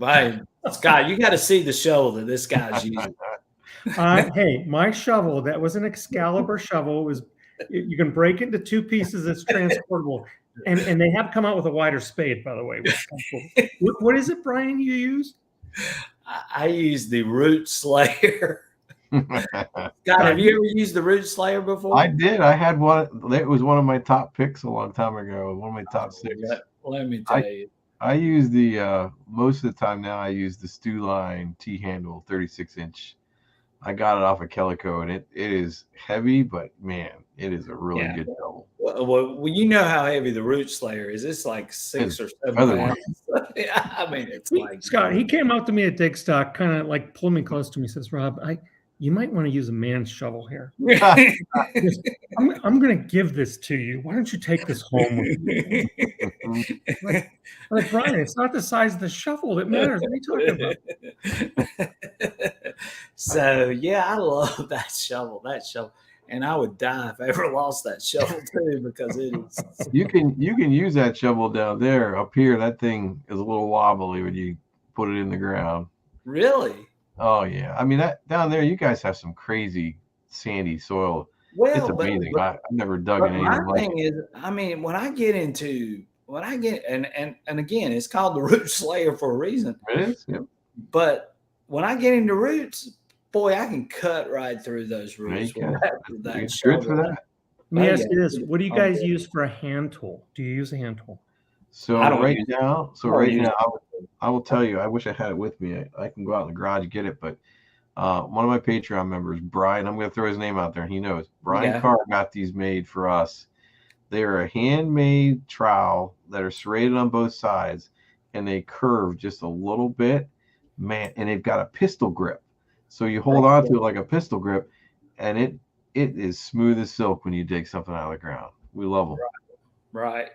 That's awesome, dude. I've got a Lesh that I used it in the beginning, and then I realized, hey, I don't need that thing. I just need the Root Slayer. Yeah, a lot of times I don't take one either. I use my main shovel. Well, here's the thing: if you're in a yard, you're in a good, you want to be careful. You definitely probably want one of those smaller digging tools. And that's a good point. And I've never even talked about this before, so this is great. But yeah, I just I would use that smaller digging tool, especially in a yard when a yard that's really manicured and so on. So I would definitely do that in that case. I found, I don't think they even make them anymore, but White's made a hand tool. It had the guard, and it's serrated on both sides, Scott, like you said. Love it. It's a little heavy, but most of the time I just take a hori knife with me. Yeah. For those, but I wish it was my hori knife. I think it's MLT Tools. It's $24. You can buy it on Amazon, whatever. These are gardening tools. If you're not familiar with a hori knife, they're like concave. They actually are more like a knife. There's no like hand guard, but it's only serrated on one side. Gotcha. There's another thing out there that, again, Brian, my friend in my Patreon group, sent me to try.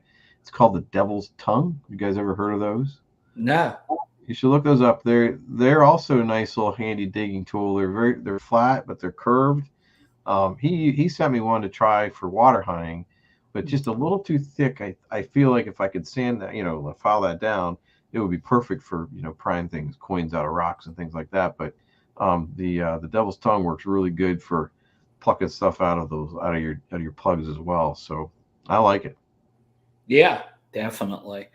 So now that I got both of you guys on here, I want to ask you this question: where or what is your favorite place to detect at? Where do you guys like to detect? I mean, what's your favorite? Well, let's put it this way: what's your favorite style of detecting? Rob, you first. Oh man, that is so tough. I'm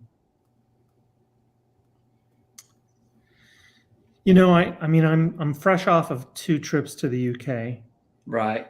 And I got to say, old land is my favorite. If you would have asked me like a year ago, I would have said old home sites, homesteads, farms, but older land, whether it's overseas. I was just out 2 days ago with a new friend, Jeff, Wisconsin Jeff, he goes by, and he had done some research, got a permission. In Wisconsin here, we have a lot of land that includes what's called float copper. It's like natural copper that's found in the ground, and the Native Americans would transform that into spear points and utensils and so forth.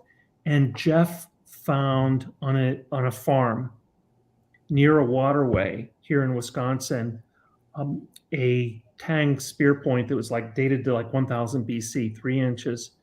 Sure. It's on my Facebook page.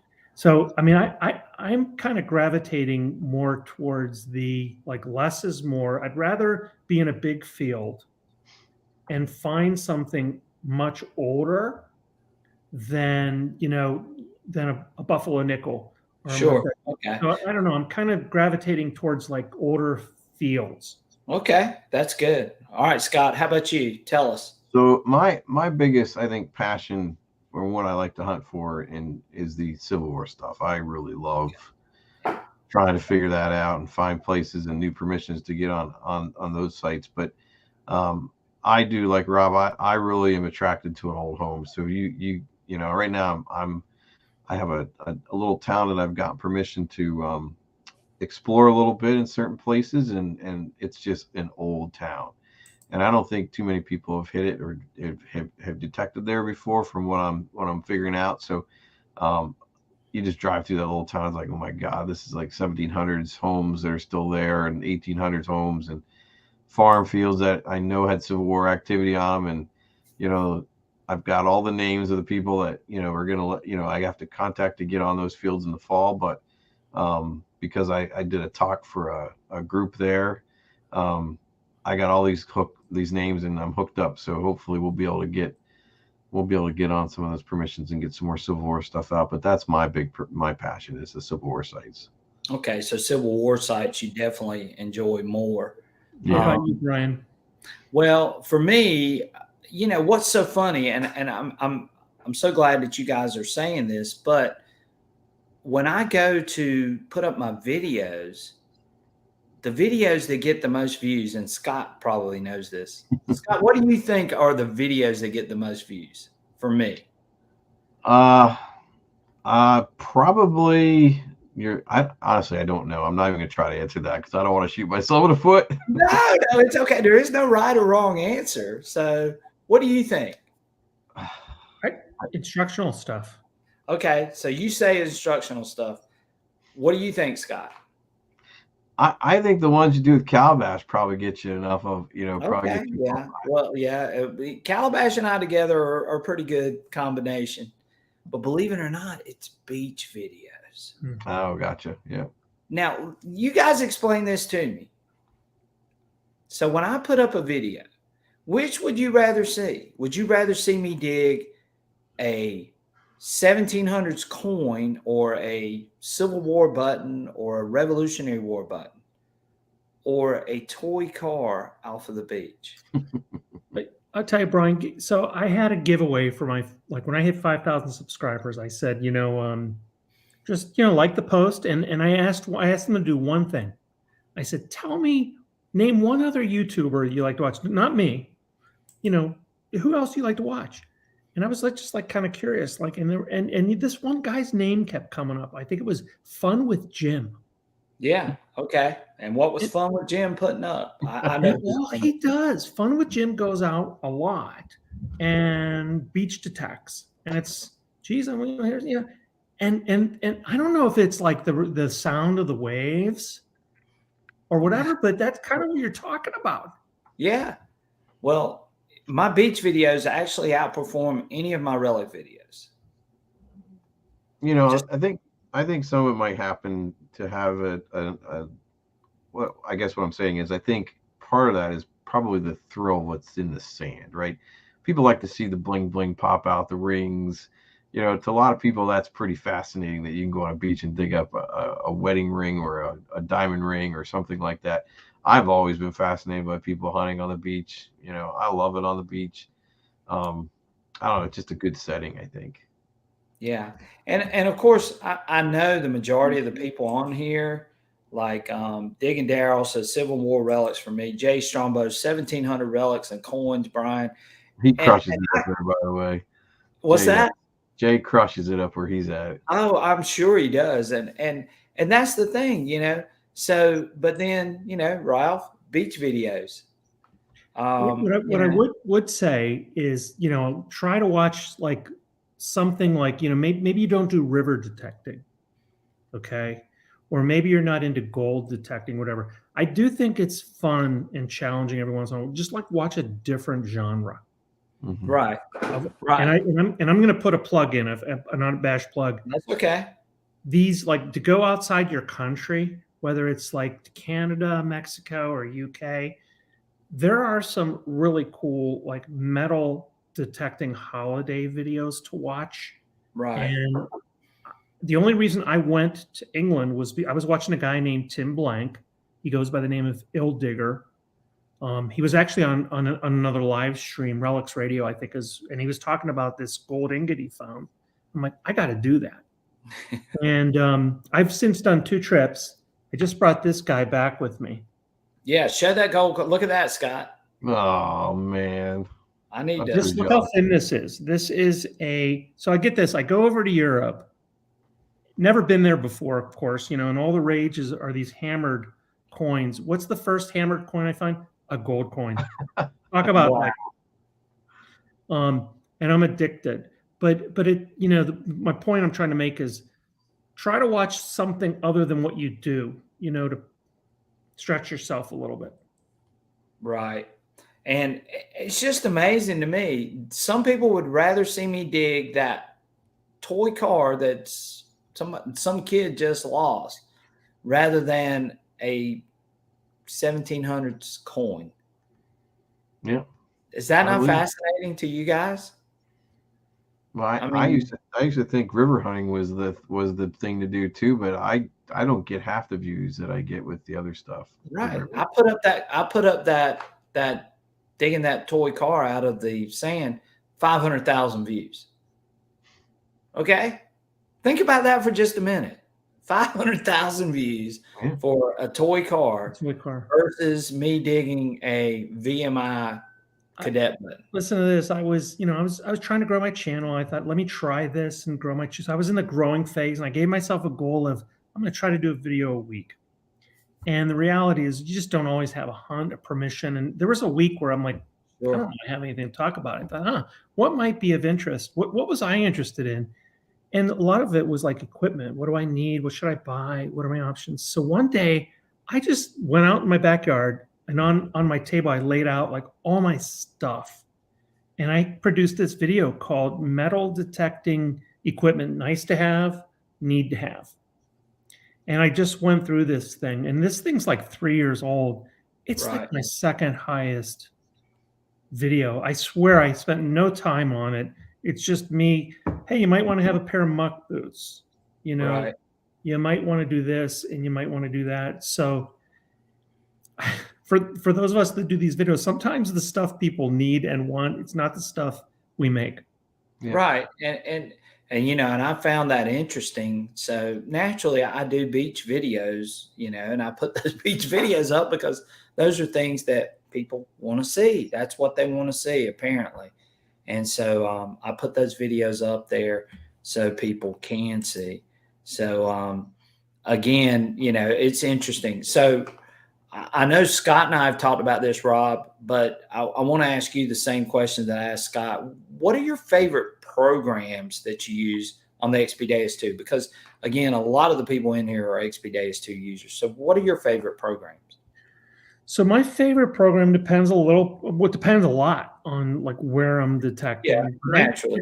I kind of have 3. I've 3 primaries. So my favorite is probably right now.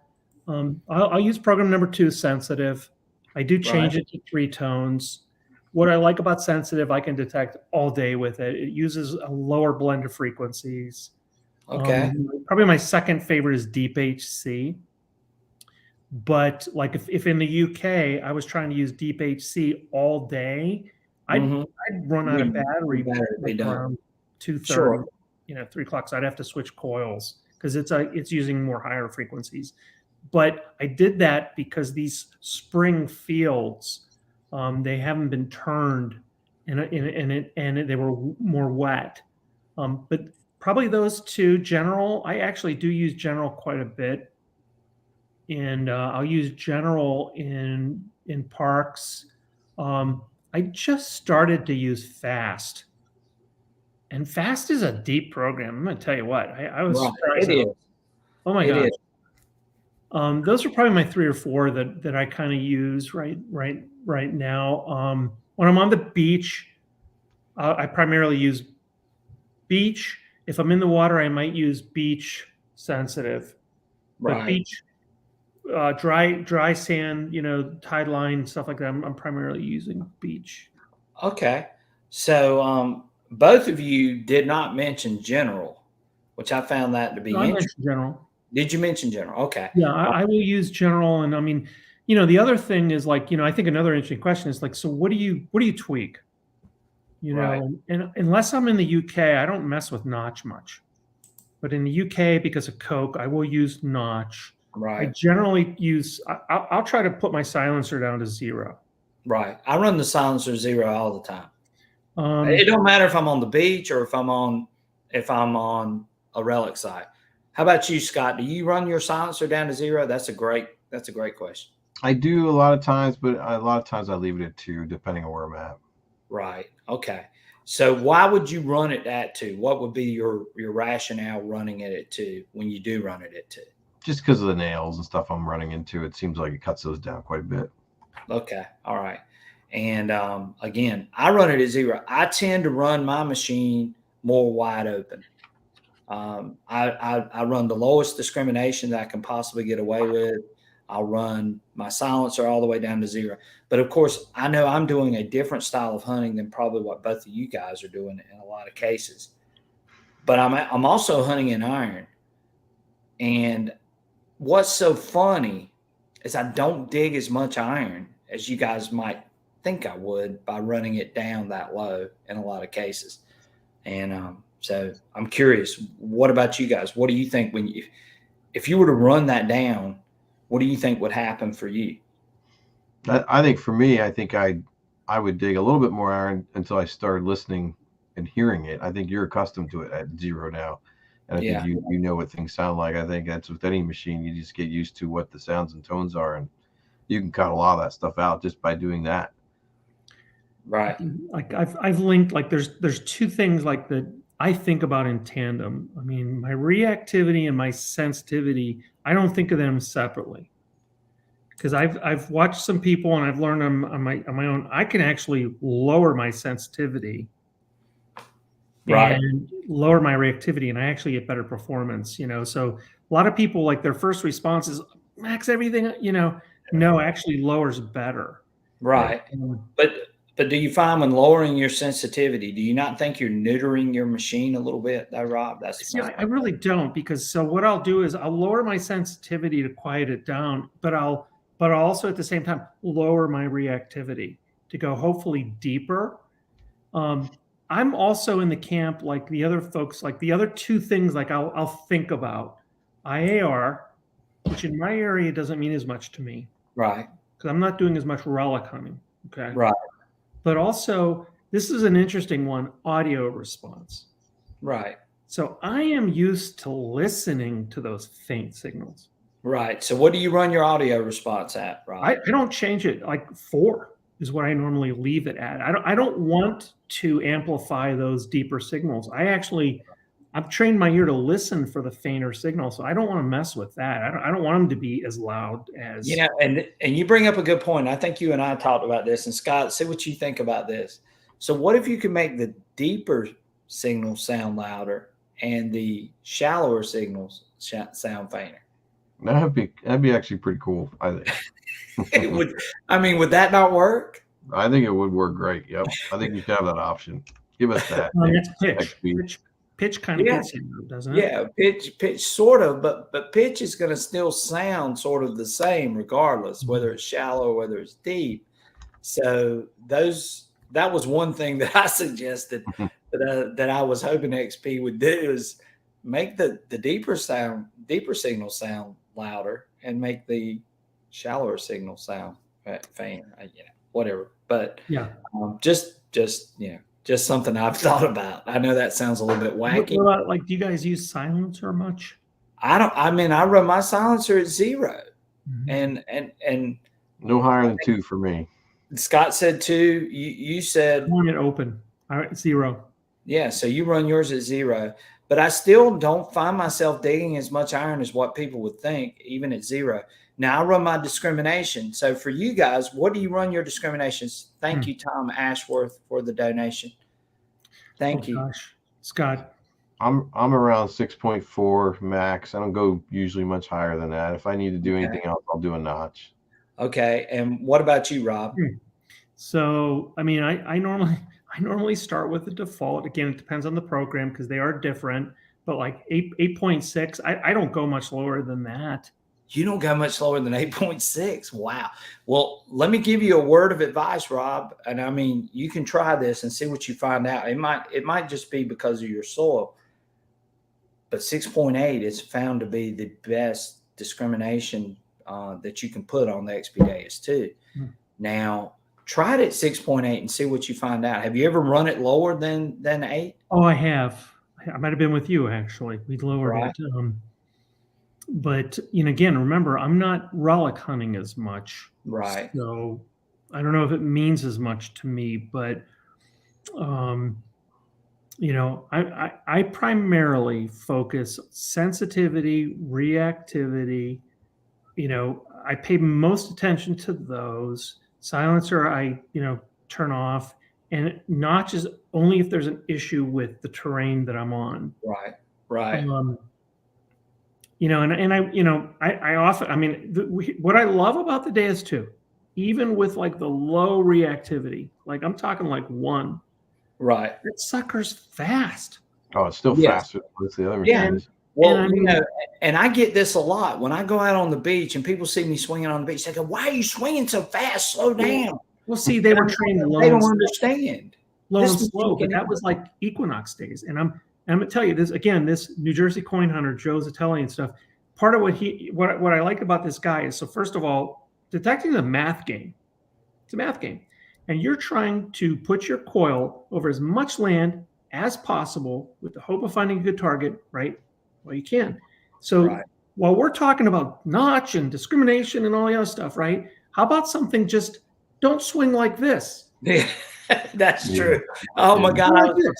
I was around somebody that was doing that the other day. Okay. So way up here. Maximize your swing. If you can use a bigger coil, you're going to cover 20% more possible terrain. I mean, I'm not dismissing the importance of some of these settings. Don't misunderstand me. I do. This guy, the reason he uses the Deus II and he does so well is he can swing his machine faster. And this guy's, he's like a jackrabbit. He covers so much land and stuff. And I mean, I came back from England with 1 hammered coin. I was like, yoo-hoo, I think he walked away with 4. Wow. Same machine, same coil, same land. The only thing he was using XY, and it was a coverage thing. But anyway, what I'm trying to say is you got to also think about some of the mechanics too. Yeah.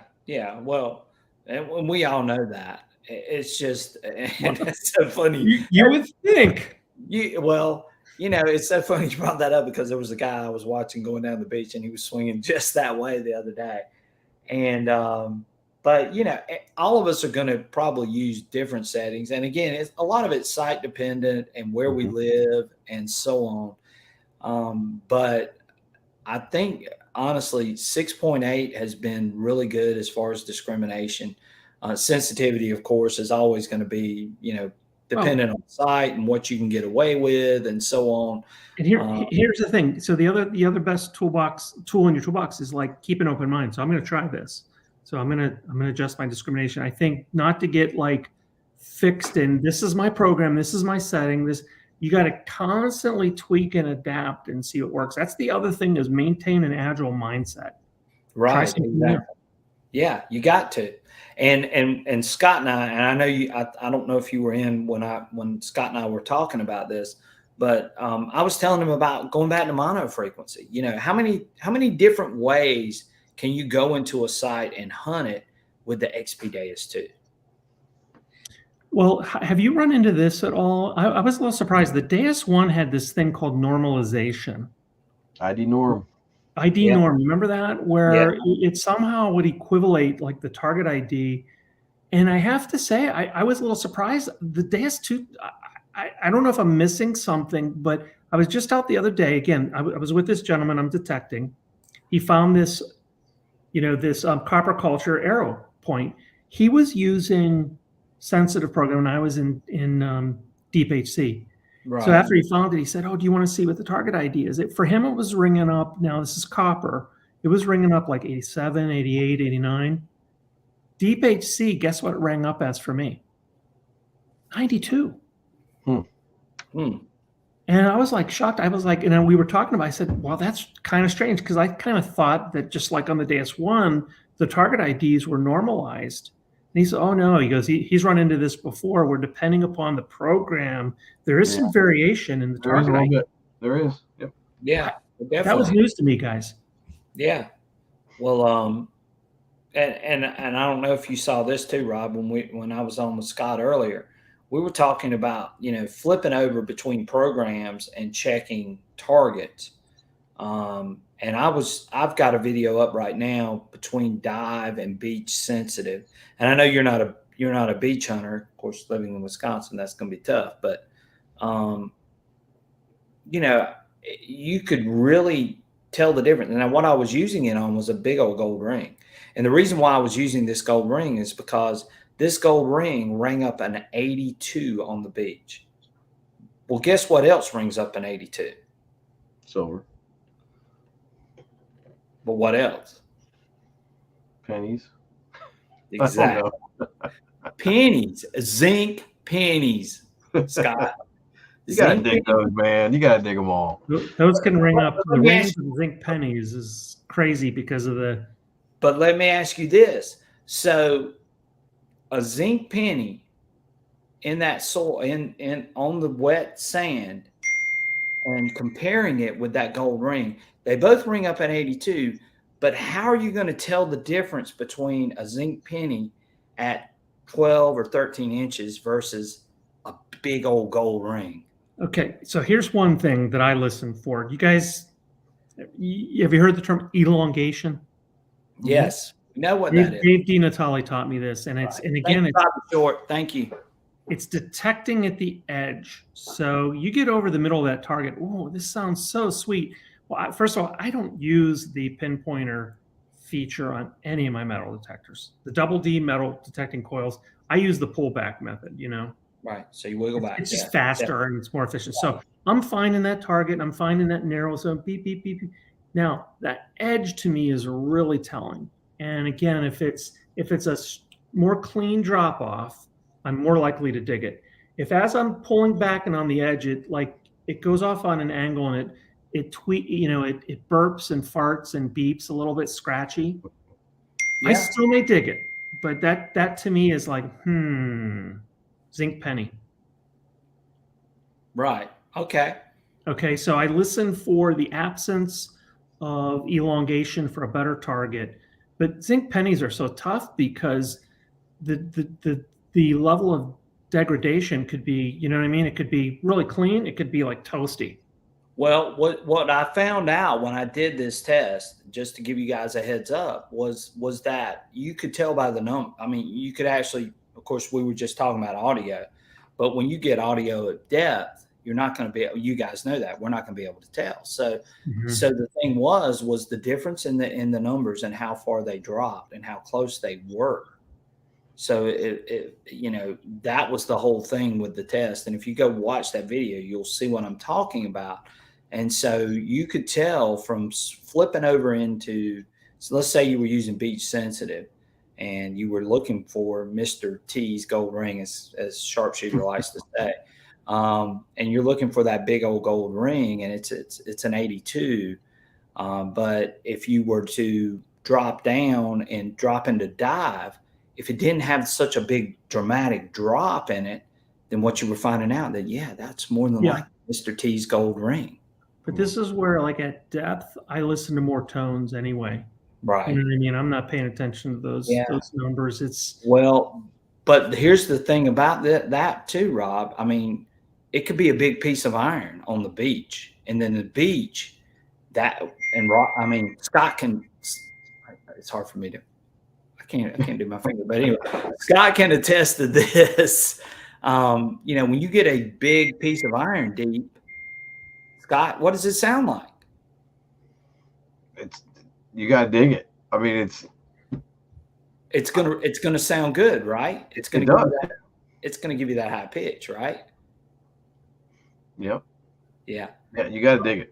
You got to dig it. You. I mean, it might be a faint high pitch, but damn, that you don't know. You got that number's showing up. And that's an interesting question. It's like, when do you dig? When do you don't dig? If it's semi-repeatable, if it's higher conductivity, right? If I've been detecting for 10 minutes and I haven't gotten any freaking thing, I'm going to dig it. You know. Yep. Sure. That's true too. But here's the thing: on the beach, Rob, you may not know this. You don't want to sit there and dig a 14 or 15-inch hole and it be a damn zinc penny. That's true. But do you? Do you really want to do that? Do you know how hard it is even to pull a damn penny out of the beach? Well, especially if you got to remember now. I winter. It'll wear you out too, by the way. I do beach detect. Right. I winter in Florida. And if you're in 4 feet of water and you're getting splashed by waves, trust me, sometimes it's you want to know whether you should dig or not. I get it. That's it. I don't want to be out there chasing a zinc penny 14 inches down. You know, I want to be able to have some way. Here's the thing, though. Give me the best eyes. Give me the best eyes. I hate zinc pennies. My nemesis here in Wisconsin, do you know what it is? It's not a zinc penny.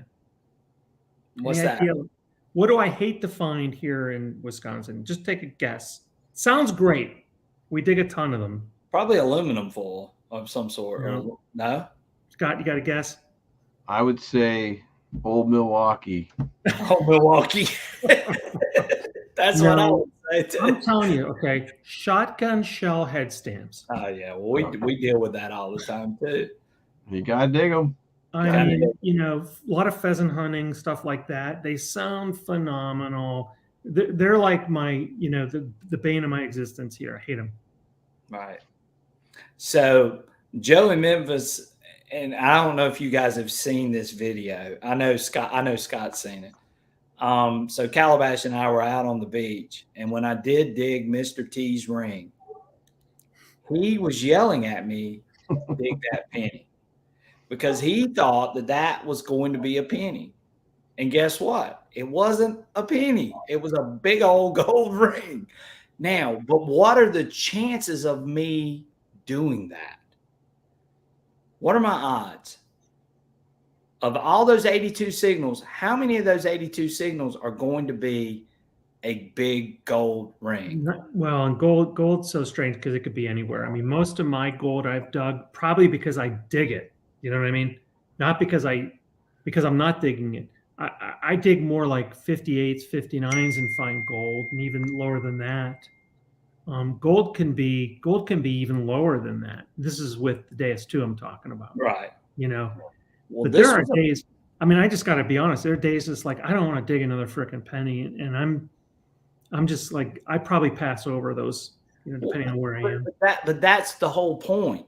The whole point is how can we tell, especially on the beach? Yeah. How can we tell the difference between that penny? And I tell you what, again, my only thing is I listen for the cleaner drop off. The edge is drop off. You know, again, I'm doing the 360 thing here. Okay. So if it's in the zinc penny range and there's no elongation, I will probably dig that. I might get a shield penny. Right. Like only a few years. A shield penny would be good, right? I'll tell you, I was digging with Double G Digs. We were down in Clearwater, Florida. We hooked up down there. I don't know what it was. I swear to God, like the U.S. Mint must have released a horde of shield pennies. I must have dug 30 pennies. All of them were shield pennies. Right. Down in Florida. I don't know what that was all about. Somebody's walking ahead of you and sees what you're doing. That's exactly what it is. I went down there. We left December 26th. Okay. We have a small RV, Scott. My wife and I, we left Wisconsin December 26th.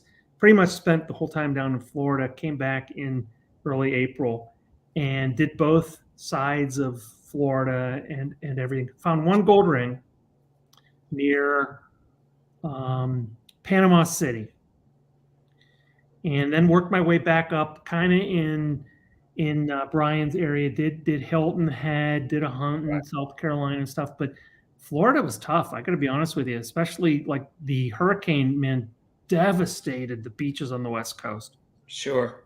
Oh my gosh, it was horrible. Did a little bit of the East Coast near like Vero Beach. Ran into a bunch of people that, you know, hunt with Terry Shannon and stuff. And these guys are still pulling like Spanish coins and stuff. That's amazing, those guys down there. I envy them. Sure. So, guys, just to give y'all a heads up, Ralph Rosema just put up, I've never sat through a 2-hour live stream before. Me neither. Me either.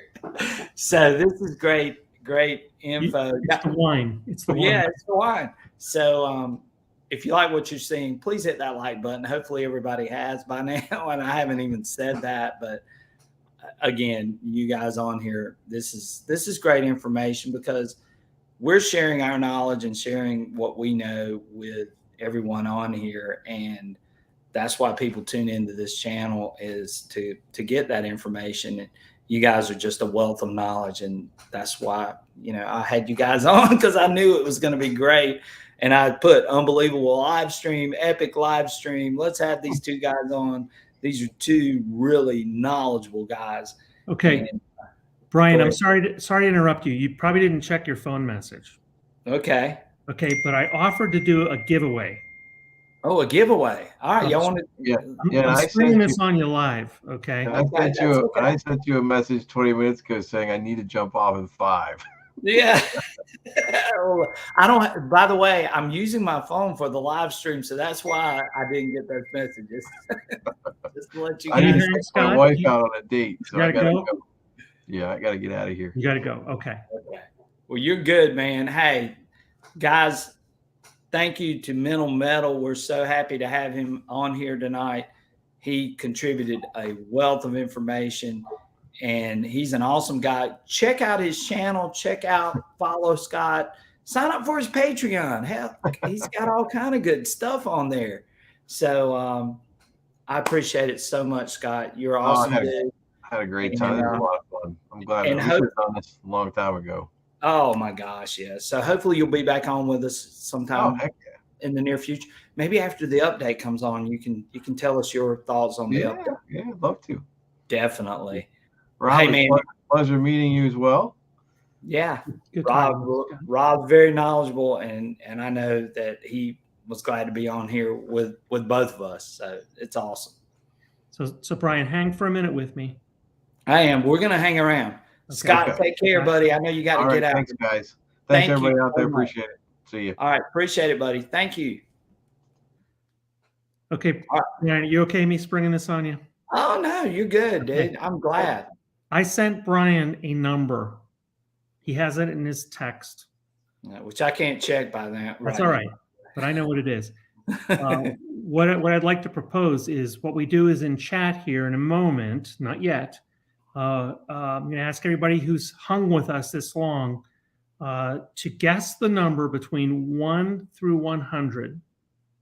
And whoever comes closest without going over the number, I'd like to contribute a, let's see if that shows here. 1 ounce silver buffalo coin. Wow, okay. Rob, that's super, super nice. You okay with that, man? Yeah, I'm all right. They're already. Okay, so go ahead and we will. And again, Brian has the number already. It's already been decided. You can only guess once. Yeah, only guess once, guys.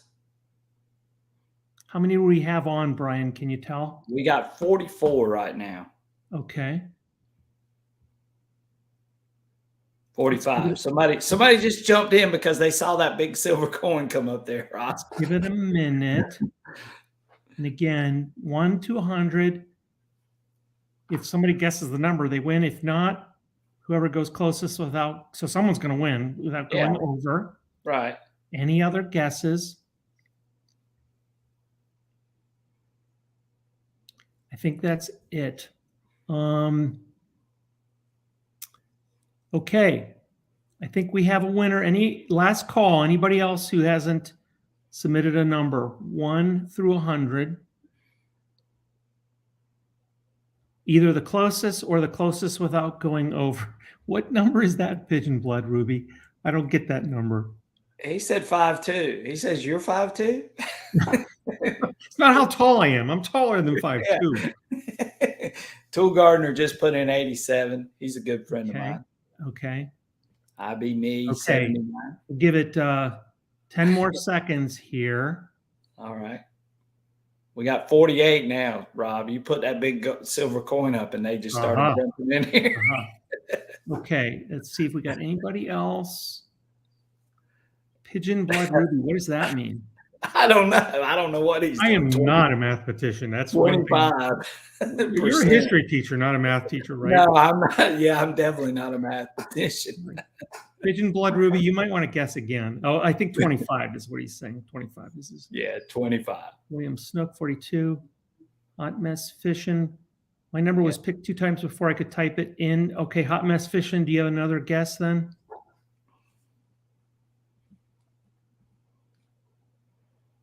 Give her a second. Okay, and again, you can verify this, Brian, but the number, oh my gosh. Okay, we have a winner. Okay. Who's Linda, our winner? Linda Bennett, you were so close. You were almost, Sunny Cooley got it. The winner is number 2. Right, okay. For the Deus II. Oh, wow. The Deus II. So Sunny Cooley, if you could either send to Brian or me, just send it. It'd be easier. Just send it to me. thehistorydigger@gmail.com. You're the winner. I'll get this in the mail to you. There you go. Sunny Cooley. I will have to confess, this is slightly used. This is the coin, Brian, that you dug up in our test garden. Okay. Down at Digstock 5. I thought I recognized that coin. I thought you did. It's really good. It's really good. But congrats, Sonny. Yeah, congratulations, Sonny. Congratulations. That's awesome. Thank you so much, Rob, for doing that. I know people will appreciate it for sure. So again, Wisco Detect left you a message. Let me go back and see if I can find it before we did the numbers.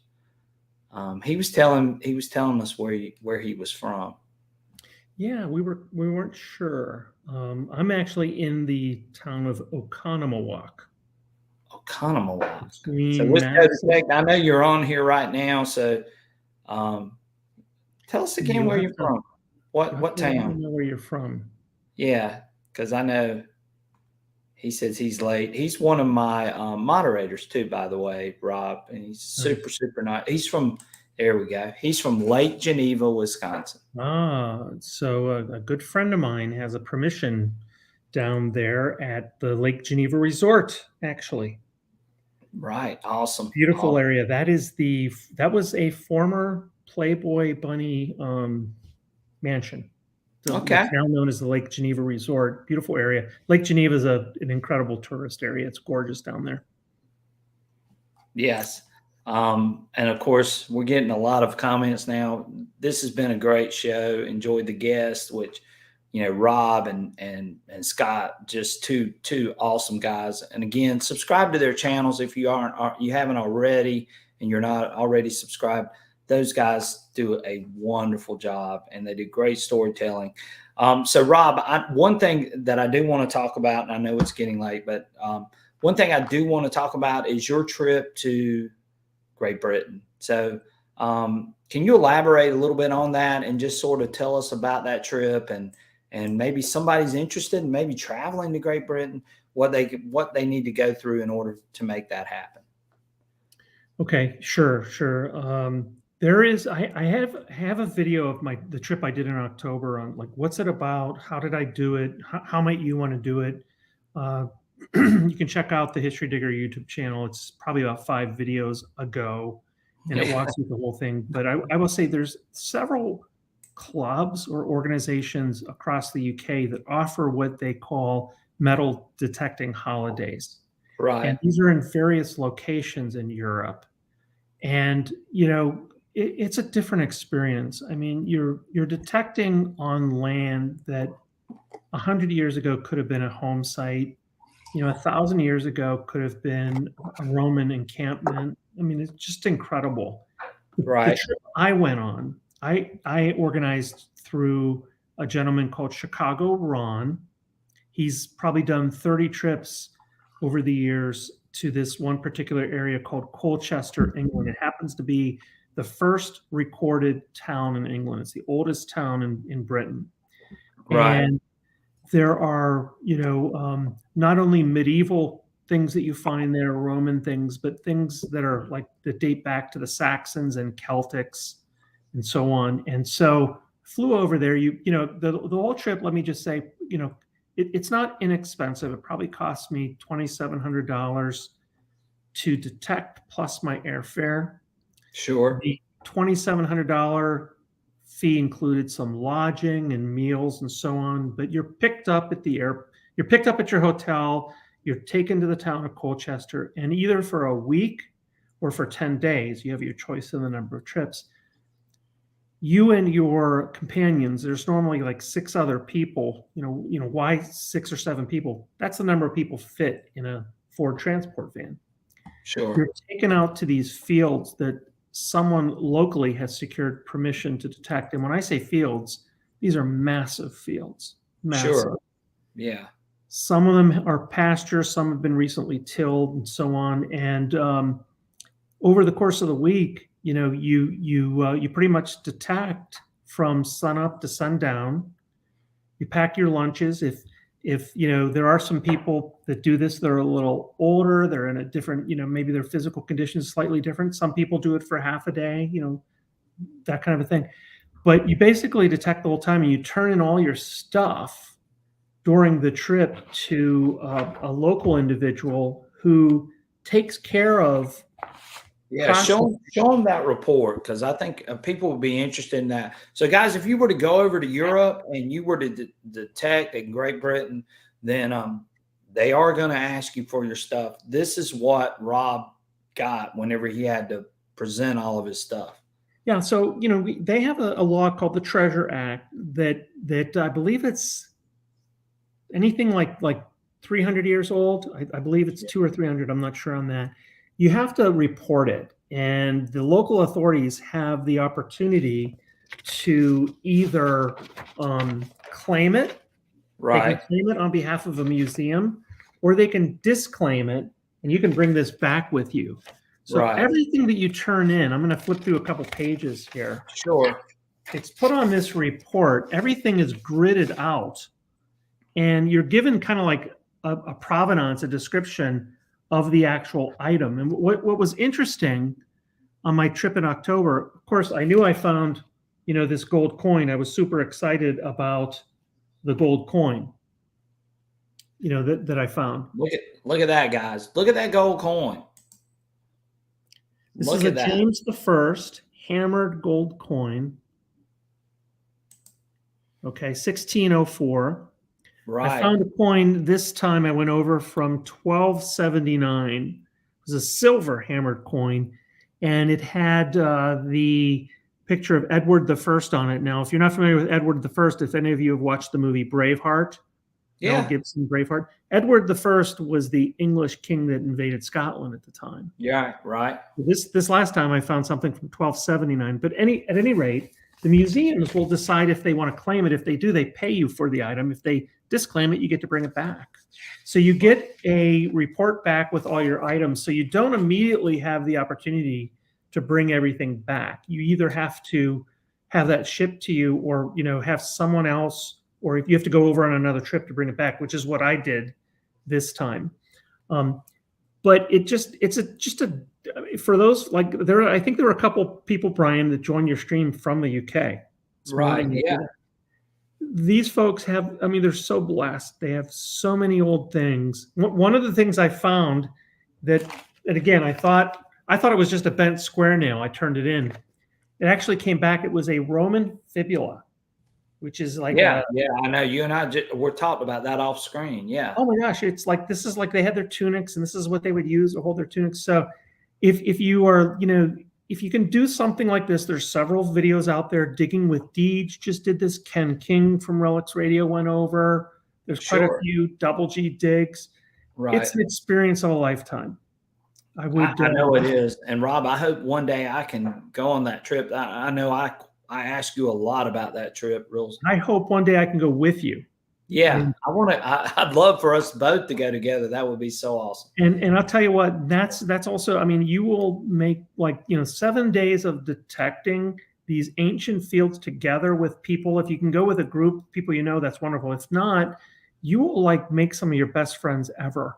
Right. And so anyway, that's what they're called, metal detecting holidays. Check out my YouTube video. But I will say there's one downside. Yeah. Detecting U.S. parks will never be the same. Yeah, I bet. Do I still get a rise out of finding a mercury? Yeah, but the 1974 penny just doesn't hold muster anymore. My buddy Sharpshooter said that coin, let's see how many full moons over 750 years. And for those guys that know him, he always says, Yeah. So, Yeah. That is such a cool and I'm going to tell you, these fields, by the way, if you've watched the movie Detectorist, the 3 seasons of Detectorist. Yeah. I think it's in the 2nd or 3rd season where one of the guys actually interviews with the museum. He wants to go work. That's the Colchester Museum, which is where I was detecting.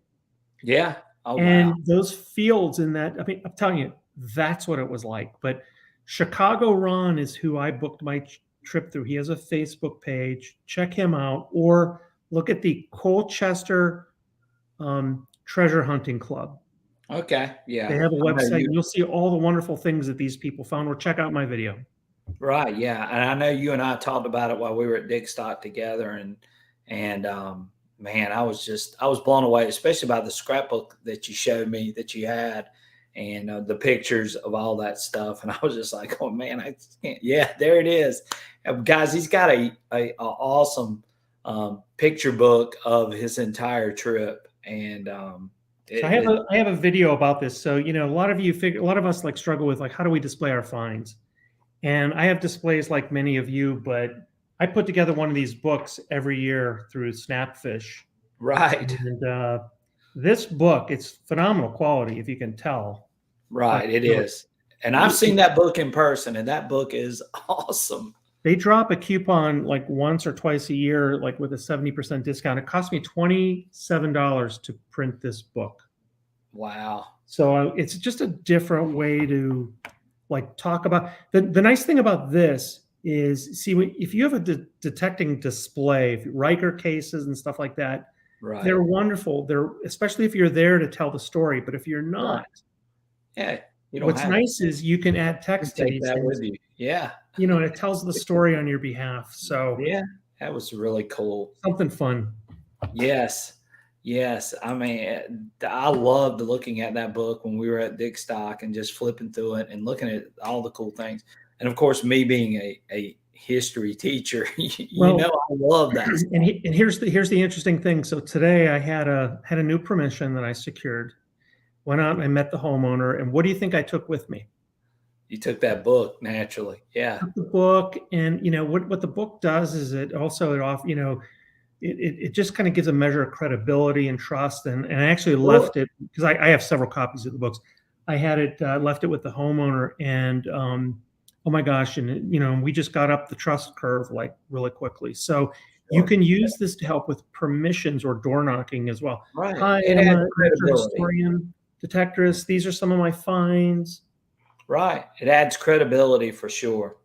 So John Brantley brought up a question that I think I mentioned earlier. Wish XP Deus would be a sponsor at the Florida Hunt 9. So I would go if they would, if they would help me out. I mean, I live close enough to where I could get there. Probably a little late given the timing of the hunt, but I will tell you, I have had a few people approach me Brian and I have a relationship with XP, and Right. you know, hey, would XP be interested in sponsoring this? There's a way to kind of get that in front of them, and I will just say I think they're amenable, they're open to trying to attend and sponsor more things. So if you've got something that might be, you know, appropriate for XP to participate in to sponsor, send a note to Brian, send a note to me, and Yeah. you know, we can forward it to XP. Right. I would be glad to go. You know, and I know XP would probably like representation at some of these hunts. And I know the Florida hunt is a big hunt, and you know, Rob, maybe I might still reach out to them and just ask, hey, you know, Yeah. would you like to have some representation at this hunt? But anyway, Yeah. so the lady that won the coin is actually the wife of a friend of mine named Michael Coley. So he says she has been watching the live stream. So that's awesome. Michael is an unbelievable guy. I'm talking about the most giving guy that you would ever meet. He would do anything in the world for you. So to know that it went to, you know, his wife, that's awesome. So very good. So congratulations, Sonny, which is Michael's wife, and congratulations, Michael. So that's awesome. Thank you so much. Bobby Short says East Coasters are jealous of Europeans. Midwesterners are jealous of East Coasters. what do you think about that, Rob? And I'm jealous of East Coasters. I Yeah. mean, you got like I have fun. I was talking to, again, New Jersey coin hunter Joe Zitelli, Yeah. and I was like, man, I found like 2 large cents. Right. And he goes, he laughed at me. He's like, only 2? I'm like, Yeah. you gotta understand, in Wisconsin, we weren't a state, you know, until the mid 1800s and stuff. But on the other hand, we got copper culture here, you know. Right. Yeah. And mosquitoes. And there's different things for different areas. I don't know, Rob. I'd argue with you about the mosquitoes. I think I got the mosquitoes. I got the mosquitoes right now. Do you have any mosquitoes right now, Rob? No, I got to be honest with you, not yet. But we do joke, like, you know, our state bird, we jokingly say, is the mosquito. But Yeah. summertime, if you're not covered with DEET, good Right. luck. Yeah. You better. But no, I think you are in the zone. I mean, you have beach, Right. you know, you have parks, but you also have like Civil War relics. I'm telling you, I think you're like right in the sweet Right. spot. I love where I live. I mean, I'm gonna be honest with you. I mean, I don't know that I would want to live anywhere, especially as a metal detectorist. I don't know that I want to live anywhere else because Yeah. I've got the best of all worlds, and you know, it just allows me to do a lot of those things. So I've got an interesting question for you, and I ask this question of everybody that comes on the show. So, what do you attribute as your main reason of why you are successful as a metal detectorist? I want to see how you answer that question. Well, it's okay. There's almost 2 questions in there. I think, Okay. like, why am I successful as a YouTuber? Right. But I'm asking as a metal And detector. as a detectorist. Right. Yeah. You can answer it both ways. Okay. So, you know, I think as a detectorist, I still think like location is what it's all about. You know, I try to put myself on properties where I have the best opportunity of finding something old. So it's like real estate. I think when I do my research, I've got a way of trying to find old properties. I have found cool things in parks. You really can, but Right. that's not so that's that. As far as like my YouTuber thing, I think like authenticity matters, Right. and I just try to keep it real. Right. You know? Well, you know, and I think it's just for me, you know, when I think of that question, I think about just my desire to want to not only understand the machines, but understand where I live. You know, I think that's what's made me successful in what I do. It's I like mean, I was listening to the early portion of the show with Scott, Right. and he was like saying, "Hey man, these instructional videos are hard and stuff," and I really respect that. Right, it is. You know, we all learn differently. It's not right or Right. wrong. We're all wired differently. I like to get a machine and initially just go. Right. And then I like to learn it and stuff. So like I will start out and, you know, just go. and then figure out, well, what does silencer mean? What is the, so I kind of like, I don't spend an inordinate amount of time reading through the manual. I get out and I use it, but I do read the manual and I follow up. Right. My one thing I will say, I'll go back to what I said is I'm 59 and I'm in reasonable health. I'm fine. I'm healthy. Right. Yeah. You're in perfect health, by the way. I know. My time, like, the time I take, like, no disrespect to my fellow detectorists here locally, but I tend to dig more targets than them because I don't waste time. I'm not going too fast where I think I'm going to miss something, but like I've got a pretty think of it this way. If you watch golfers, how often, golfers talk about like they maximize their swing, as detectorists, how often do we talk about like maximizing the time from target acquisition to moving on to the next target? Right. And I've often had this conversation, and you bring up a good point. And we still got 42 people in here listening to us, but you bring up a great point, time versus effort. Have you thought about that? I don't mean to sound coy with this, but like foreplay is for sex. Okay. Right. It's not for metal detecting. Yeah. And I see these people like they'll come on a target and let me swing it. Let me massage it. Well, and they're like, okay, there's a point, like decide if you're going to dig or not dig it and dig efficiently. Like I dig an efficient plug and I listen to my machine and I don't dig the same depth of plug every time. Right. I'm digging based off of that U graph or my audio response or pitch.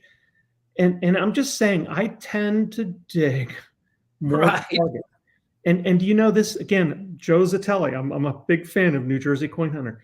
He did something so interesting. I was like, so he actually brought a counter with him. Okay. And what he wanted to understand was how many holes he was digging in a day.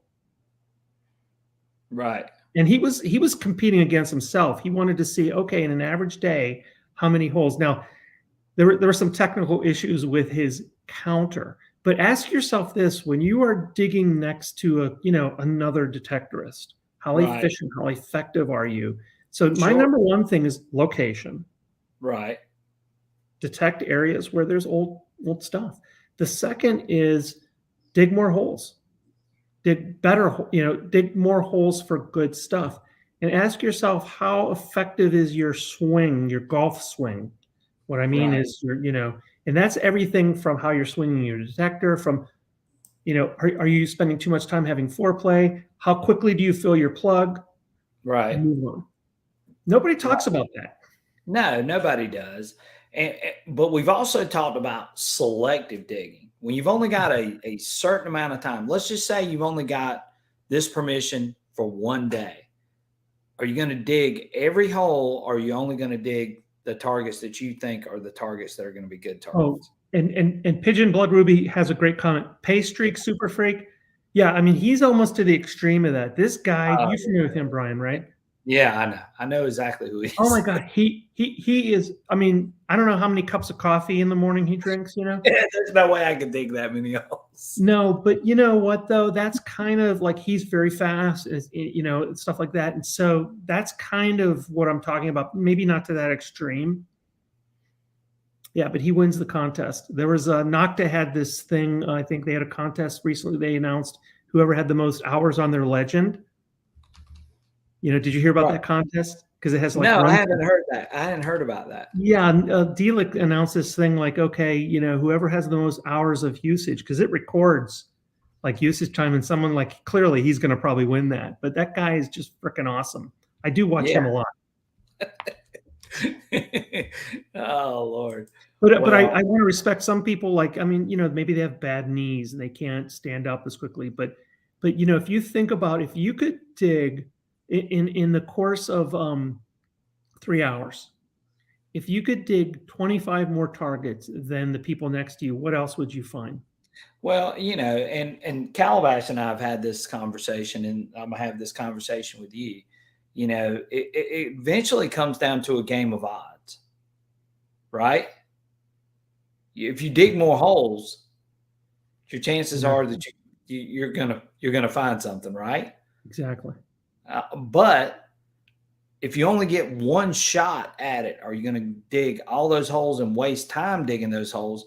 Or are you going to be selective in what you dig? So it's a balancing act, you know. Yeah. I mean, quality over quantity. Like I'm not in the camp of dig everything, because I don't have time to dig everything, and digging everything to me is not discerning enough. But anyway, I just think, again, if you approach this like a golfer, how can I improve my swing, get a few more yards? Well, how can I improve my detecting swing? Right. And get 5 more holes. Right. Think about that. And the only reason I bring that up is because we as detectorists, we're so obsessed on notching and discrimination and doing this and the iron, I'm just saying, I think a lot of the opportunity is if you just have a more level swing. Right. Okay. And pick up these areas right here. It's not ergonomic to do that. Okay. Right. Because I see some of my best friends. We've already talked about that. Yeah. I know. Sharpshooter brings up a good point. Time management is key. So, if you're limited on time, if I know I've only got one day to hunt a site, I'm probably going to be selective. Now, if I know that I can go back and I can hunt that site as much as I want, then I'm just gonna, No, Brian, here's a fun video. I've kind of seen some variations of this, but let's say you, Tennessee Sharpshooter, Calabash, you guys go out in the same location, maybe with the same machines, different machines, and just say you only get 10 targets. Right. Okay. And the question is, now that's on quality, not quantity. You're limited to 10. Quality. Yeah, definitely. That would be a fun video to look at, wouldn't it? Oh yeah, it would. And look, and Sharpshooter, he's on here right now, but Sharpshooter has done that, by the way. I mean, this guy is the most thorough guy that you've ever wanted to meet as far as testing a machine. And like the other day, he only dug 6 targets. But those 6 targets that he dug were quality targets. Yeah. Sure. He didn't because he wanted to make sure that whatever he was digging was great. And I know he can attest to this, and he would probably attest to this in just a few minutes. Yeah. But this is my other wish too. Is we were talking with some other detectives the other day, and I said, when it's very difficult, because even if you're wearing a head if you have a GoPro on your head strap, and you have a GoPro on your shoulder strap, right? What I would really love to do sometime is to be able to like dynamically record the audio sound of certain targets, okay? Right. And be able to show a video. Here's what 5 mercury dimes sound like. Here's what 5 large cents sound like. Right. Okay? Because when you are trying to record, it's so difficult to do that for so many reasons. You're editing hours and hours and hours of footage. But I kind of wish the detector would give me an opportunity to kind of like say, hey, save the sound from that last target. Right. Save, and download those, because again, we focus inordinately on target IDs. Right. Versus the sound. I think that'd be kind of cool. Well, and we had this conversation earlier in the live stream. We were talking about audio versus looking at those numbers. Mm-hmm. What do you dig? Do you dig off of audio? Do you dig off of numbers? Or are you going to go through and every sweet sound? Or are you going to just dig it? So yeah, we've gone all through that. Look at what Bobby Short said. He says, "Hey guys, can you pause? I have to pee. I don't want to miss anything." So again, I think we're covering the gamut pretty much. That could be a record. That could be a record. So that might be our cue. He says, "I got to pee," but he don't want to miss anything. So we'll do it again. Oh yeah, definitely. Of course, Sharpshooter, he is the wizard of metal detecting. Somebody came on the other night. Have you ever watched his channel, Rob? I have, and I I've watched all you guys, right, Calabash and so on. I mean, you find too, it's like as I'm getting more and more into this, especially this time of the season, I don't watch as many videos. I watch more during the winter, Right. downtime, that kind of thing. Sure. Yeah. So anyway, but sharpshooter is he's country, okay, and I'll admit I'm country to a certain extent too, but sharpshooter. Somebody said the other night that he was the Morgan Freeman of metal detecting talk. That when he talked, that people listen. E.F. Hutton. He's E.F. Hutton. Yeah, he is E.F. Hutton. So anyway, there's a lot. So I guess that's about it. I mean, we've gone for 2 hours and 54 minutes. That's how long I've been on tonight. Oh, well, listen, you are, I'm telling you, I was telling some people offline, this is the place to come and learn about metal detecting. There's some great live streams. I love live streams. So right. Keep up the great work, Brian. Appreciate it. And it's an honor and a pleasure to participate tonight. Right. Well, and one thing that, and the people that are still on here, and hopefully everybody's hit that like button. If you haven't hit that like button, please. I'm trying to bring us good guests and knowledgeable guests. Rob is one of the best out there. Scott's one of the best out there. And, I want to be able to share information, and I want to be able to share what I know, what these guys know, and just give everybody, stuff that they can take out and use.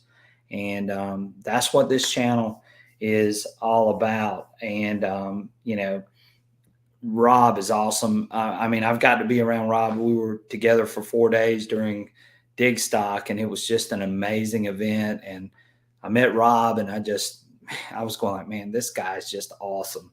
And I just enjoyed being with him and sharing all the stories and listening to the things that he knew and the things that I knew. And I'm so glad that he was able to come on here tonight and share some of those same things with you guys and talk about some of his exploits out there and going to the United Kingdom. And I hope one day, like I said, I really do. I hope that Rob and I can maybe go together to the United Kingdom. That would be awesome. So before you leave, Rob, one suggestion that you could give to any metal detectorist out there, what would that suggestion be? If you have a permission, think about inviting a friend. Okay. This is a wonderful hobby that you can do on your own. And sometimes, I mean, I enjoy the solitude, but it's also a cool hobby too that you can do collaboratively. And don't do it for this reason, but you'll find that, when you share in this, first of all, it'll be enjoyable, you have fun and stuff like that. But often these things come back to you tenfold. People return the favor. So, just think about, if you have an opportunity, even if it's not a permission, you're going out, think about reaching out and inviting a friend. You may be the junior person there, you may be the senior person. You could pass some knowledge, but just try to, this is a wonderful hobby, and just try to be kind to our fellow detectorists. That's what I would want to share.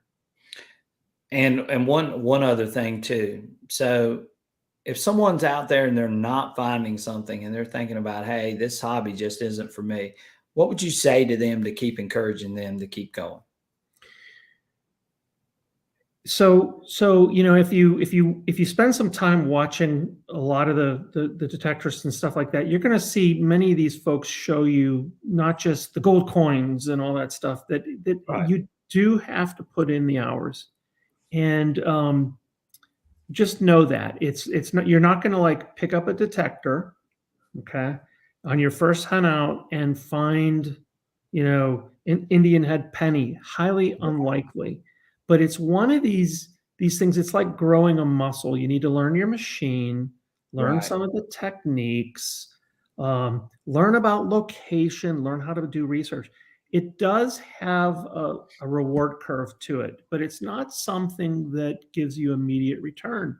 And if you're expecting that, you've been kind of led astray.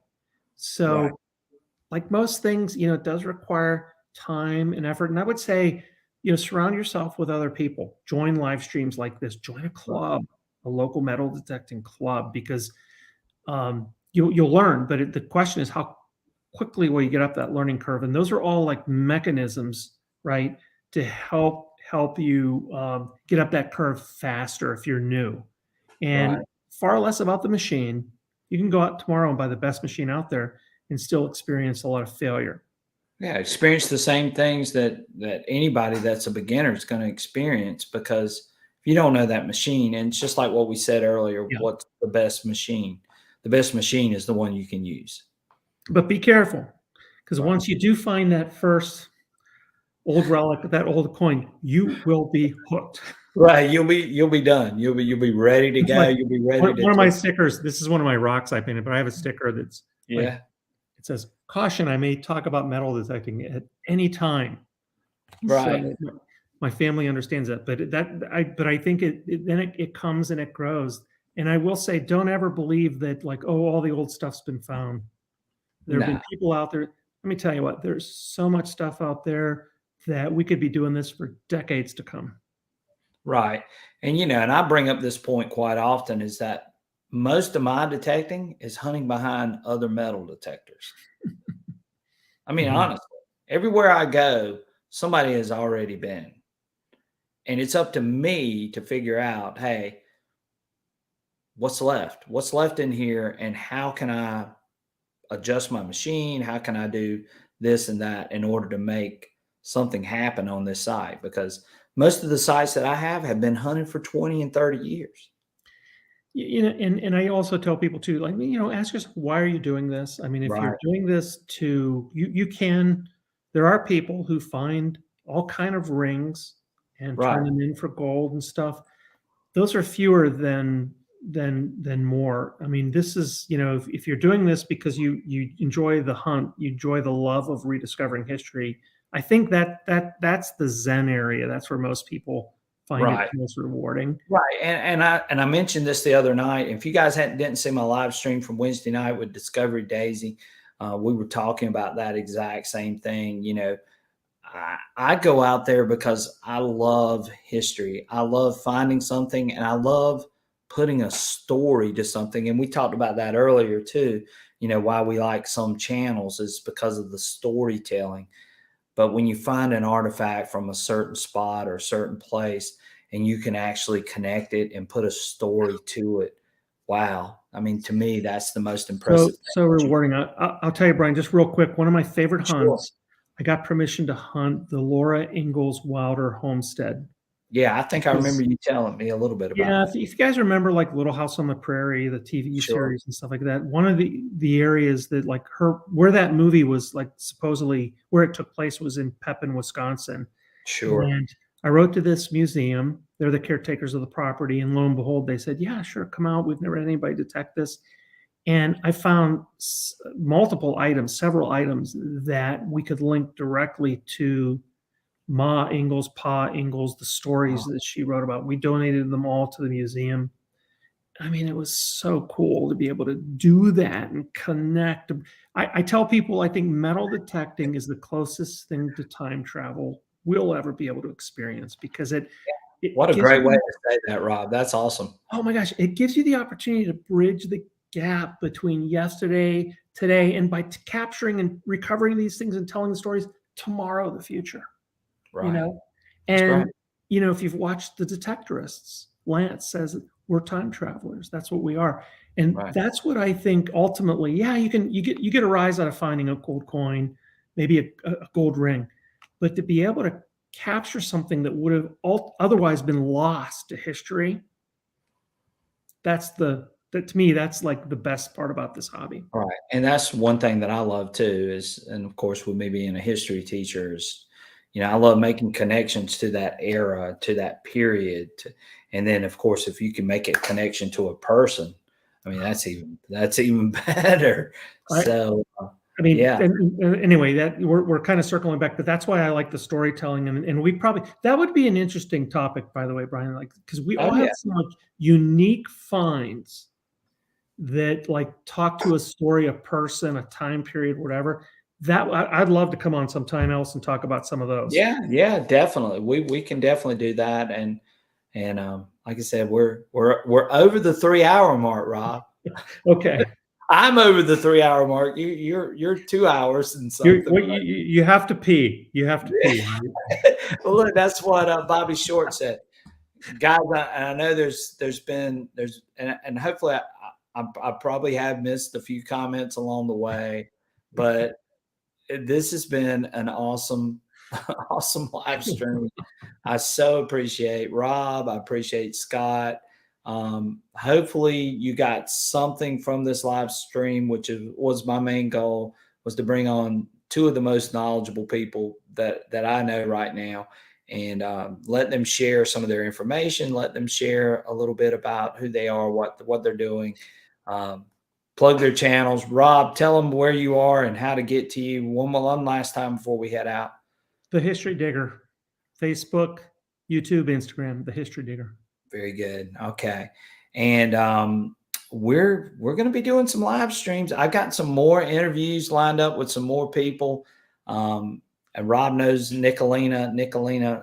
I don't, she said she was going to try to get on here, but hopefully I'll have her up real soon. I've got some other people lined up, and he's awesome. Wicked smart. Loves history, and she knows how to detect, let me tell you. Yeah, she does for sure. And a lot of people, look at there, Rob, they said you could be my new co-host. So anytime. I'll look, and you guys know Calabash and I, we're solid. He's just having some family stuff going on right now, but he'll be back with me, and I'm going to still do my thing. But I'm so fortunate to have friends like Rob and Scott and these guys to come on and join in with me and join in on the fun, and just sharing the hobby. Wow. I mean, think about it. I've gotten new friends because of this hobby, and Rob's one of them. And just being able to do that means the world. And that's what this hobby's about. Making friends, having fun, learning about detectors, learning about history, learning about all these different things. And that's what makes this hobby so much fun. And I love it. I love it, love it, love it. Again, if you haven't hit that like button, you better. And if you're watching the replay, hit that like button. If you've made it 3 hours into it, then hit that like button. And it's just been a great night. And I hope everybody has a great and wonderful weekend. Rob, any parting words you would like to say? Right back at you, brother. Thanks for having me. Thanks, everybody, for hanging with us. Yes. All right. And again, we've got more coming. We've got a lot of more great content coming. And stay tuned. And I hope to see each and every one of you on your next adventure and on my next adventure. So check Rob out. If you haven't, go check out his channel, man. It's awesome. Go check it out. You're going to love it. All right. Take care, guys, and we will see you guys real soon. Rob, stay on with me too. Okay, you got it. Good.